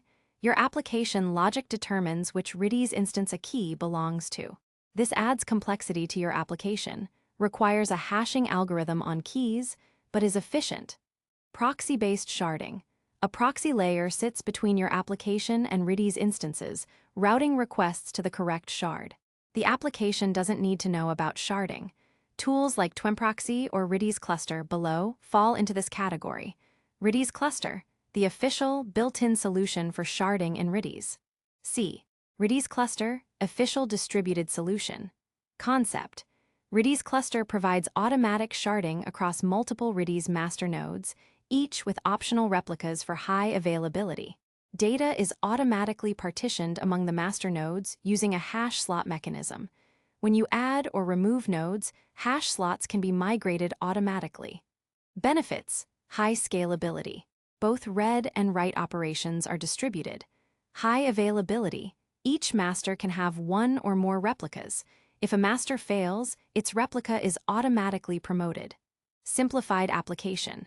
Client libraries for Redis Cluster understand the cluster topology and automatically route commands to the correct node.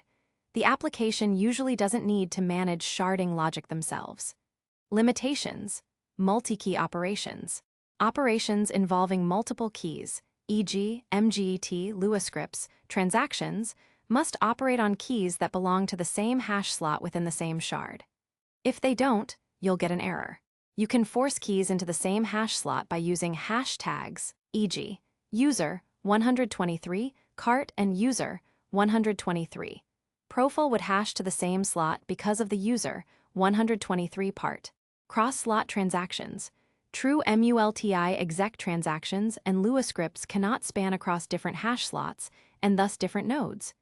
Choosing a scaling strategy. Start with a single robust instance, vertical scaling. For many applications, this is sufficient initially. Add replication for high availability and read scaling.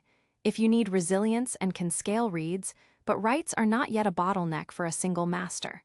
Implement sharding with Redis cluster for high data volume and write-heavy workloads, when a single master's RAM or write throughput becomes a bottleneck. 11.4. Key takeaways for developers. Understand command cost. Be aware that some commands are much more expensive than others in terms of CPU, memory, or I/O avoid keys.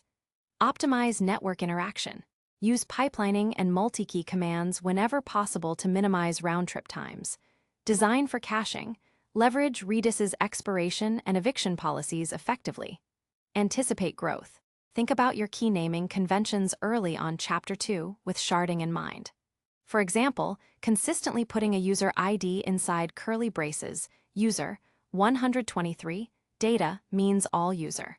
Related keys for user 123 will live on the same shard, which is crucial for cross-key operations in Redis cluster. Monitor aggressively. Use metrics, dashboards, and alerts to keep a finger on the pulse of your Redis instances. Don't wait for your users to tell you there's a problem. Know your client library.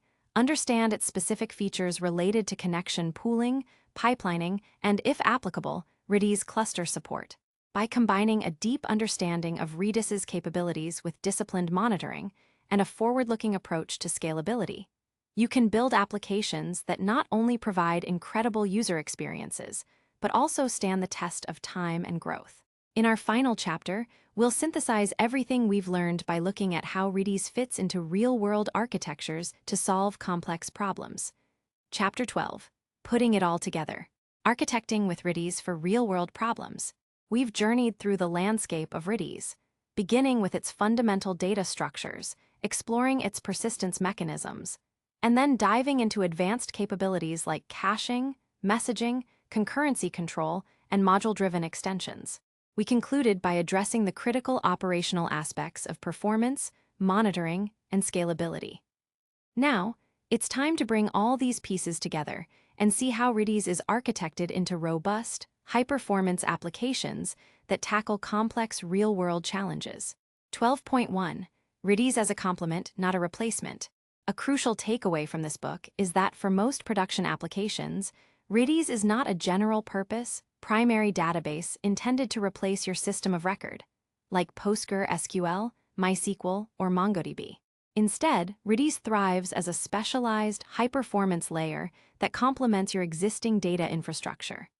It excels at specific, demanding workloads that require extreme speed, atomic operations, or flexible temporary storage. Redis is often used for offloading reads, taking pressure off your primary database for frequently accessed data, high-throughput writes for ephemeral data, storing rapidly changing, short-lived data like counters, session tokens, or temporary queues, real-time coordination, facilitating communication and synchronization between distributed services, specialized processing, handling niche tasks like full-text search, geospatial queries, or graph traversals through modules. By understanding its strengths, you can strategically integrate Redis to solve specific bottlenecks and significantly enhance your application's overall performance, scalability, and responsiveness. 12.2. Architectural patterns in action. Let's explore how the Redis features we've learned can be combined to build powerful components for common application types. Scenario 1. A high-performance web application backend, e.g., e-commerce, social media feed. Consider a modern web application that needs to serve dynamic content quickly, manage user sessions, handle real-time interactions and notifications, process order fulfillments asynchronously, protect against abuse. Here's how Redis can be integrated. Caching, Chapter 5, User Profiles. Store frequently accessed user profiles as Redis hashes, e.g., user ID.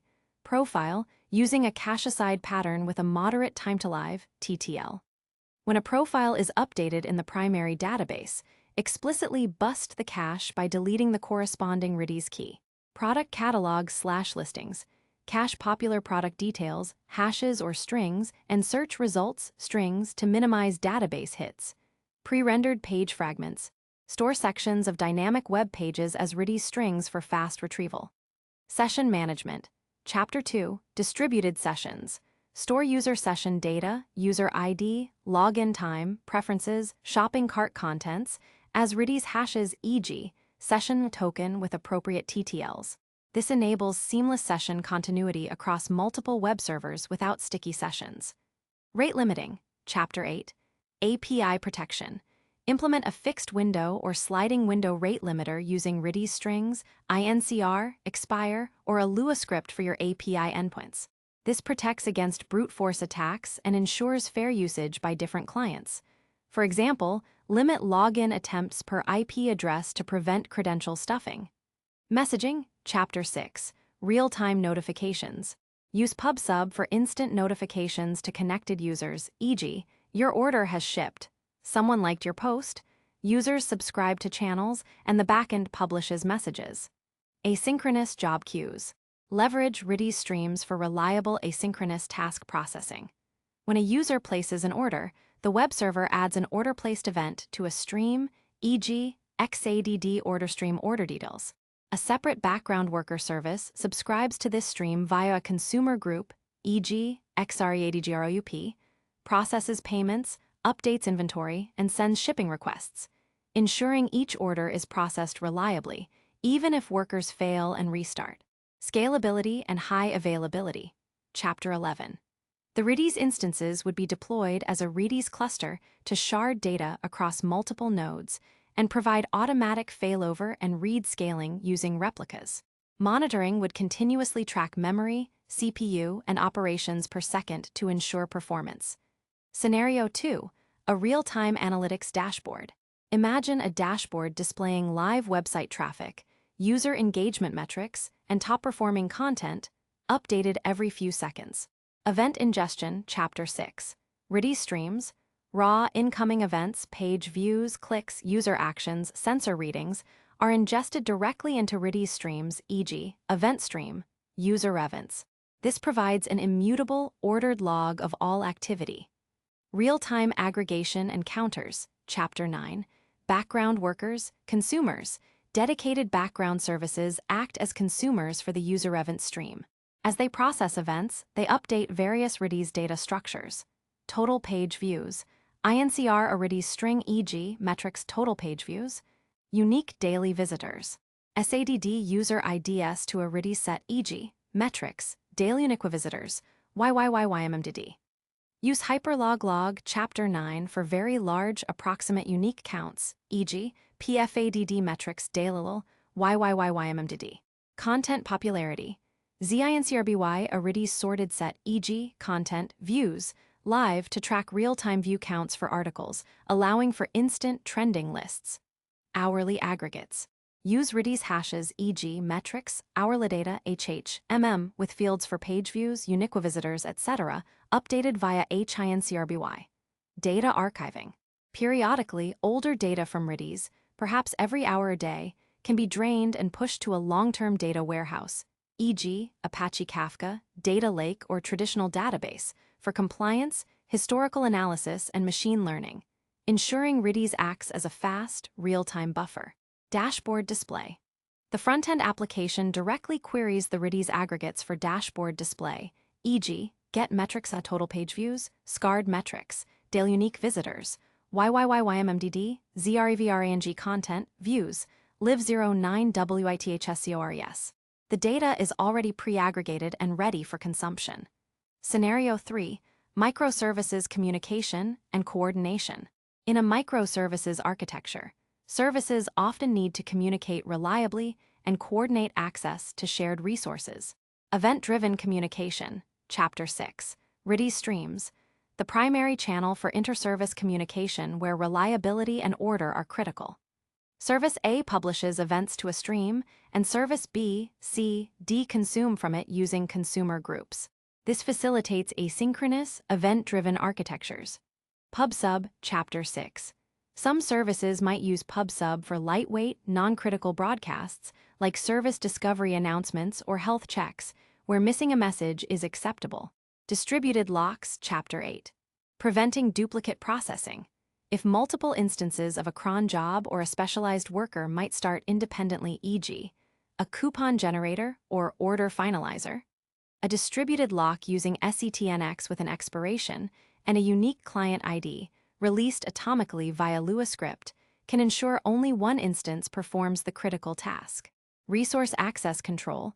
Coordinate access to a shared resource, e.g., a non-idempotent external API call, by having services acquire a lock before proceeding. Queuing, Chapter 3. Simple task queues. For less critical, fire-and-forget tasks, simple Redis lists, e.g., LPUSH can serve as lightweight task queues between services. 12.3. Reinforcing best practices for production Redis. As you architect with Redis, always remember these fundamental principles. Strategic data modeling. Choose the right Redis data structure, string, hash, list, set, sorted set, or a module-specific type for the problem at hand. This is paramount for performance and efficiency. Key naming conventions. Implement clear, concise, and consistent key naming, e.g., object, ID, field, crucial for organization and efficient sharding in clustered environments. Memory management is king. Proactively manage memory through TTL expiration. Set appropriate expiry for temporary data. Eviction policies. Configure your max memory policy, e.g., all keys LRU, to handle memory pressure gracefully. Data trimming. For continually growing data structures like lists or sorted sets, periodically trim old entries. Optimize network usage. Pipelining. Batch multiple commands into a single round trip. Multi-key commands. Use MGT, HMGT, etc. instead of individual commands. Lua scripts. Encapsulate complex, multi-step logic into atomic server-side scripts to minimize round trips. Monitor vigorously. Leverage Redis info command, built-in cloud monitoring, or dedicated tools to keep a close eye on memory, CPU, latency, and throughput. Set up alerts for critical thresholds. High availability and disaster recovery. Replication, crucial for read scalability and redundancy. Sentinel, for automatic failover in standalone or replicated setups. Redis cluster, for automatic sharding and highest availability. Persistence, RDB AOF. Choose the right balance of durability for your data. Security, implement strong authentication, Redis 6 plus ACLS, network isolation, firewalls, VPCs, and encrypt communication, TLS SSL. Never expose Redis directly to the public internet. 12.4. Looking ahead, the evolving Redis ecosystem. The Redis story is one of continuous evolution. The core Redis engine is constantly being improved, new data structures are considered, and the module ecosystem is expanding rapidly. Technologies like Redis Stack continue to integrate specialized functionalities into a unified platform. The community is vibrant, and new use cases and patterns are discovered regularly.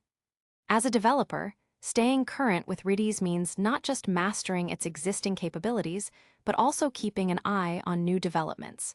The principles we've covered, however, are timeless. How to leverage an in-memory, highly performant data store for specific, critical workloads to build resilient, scalable, and delightful applications.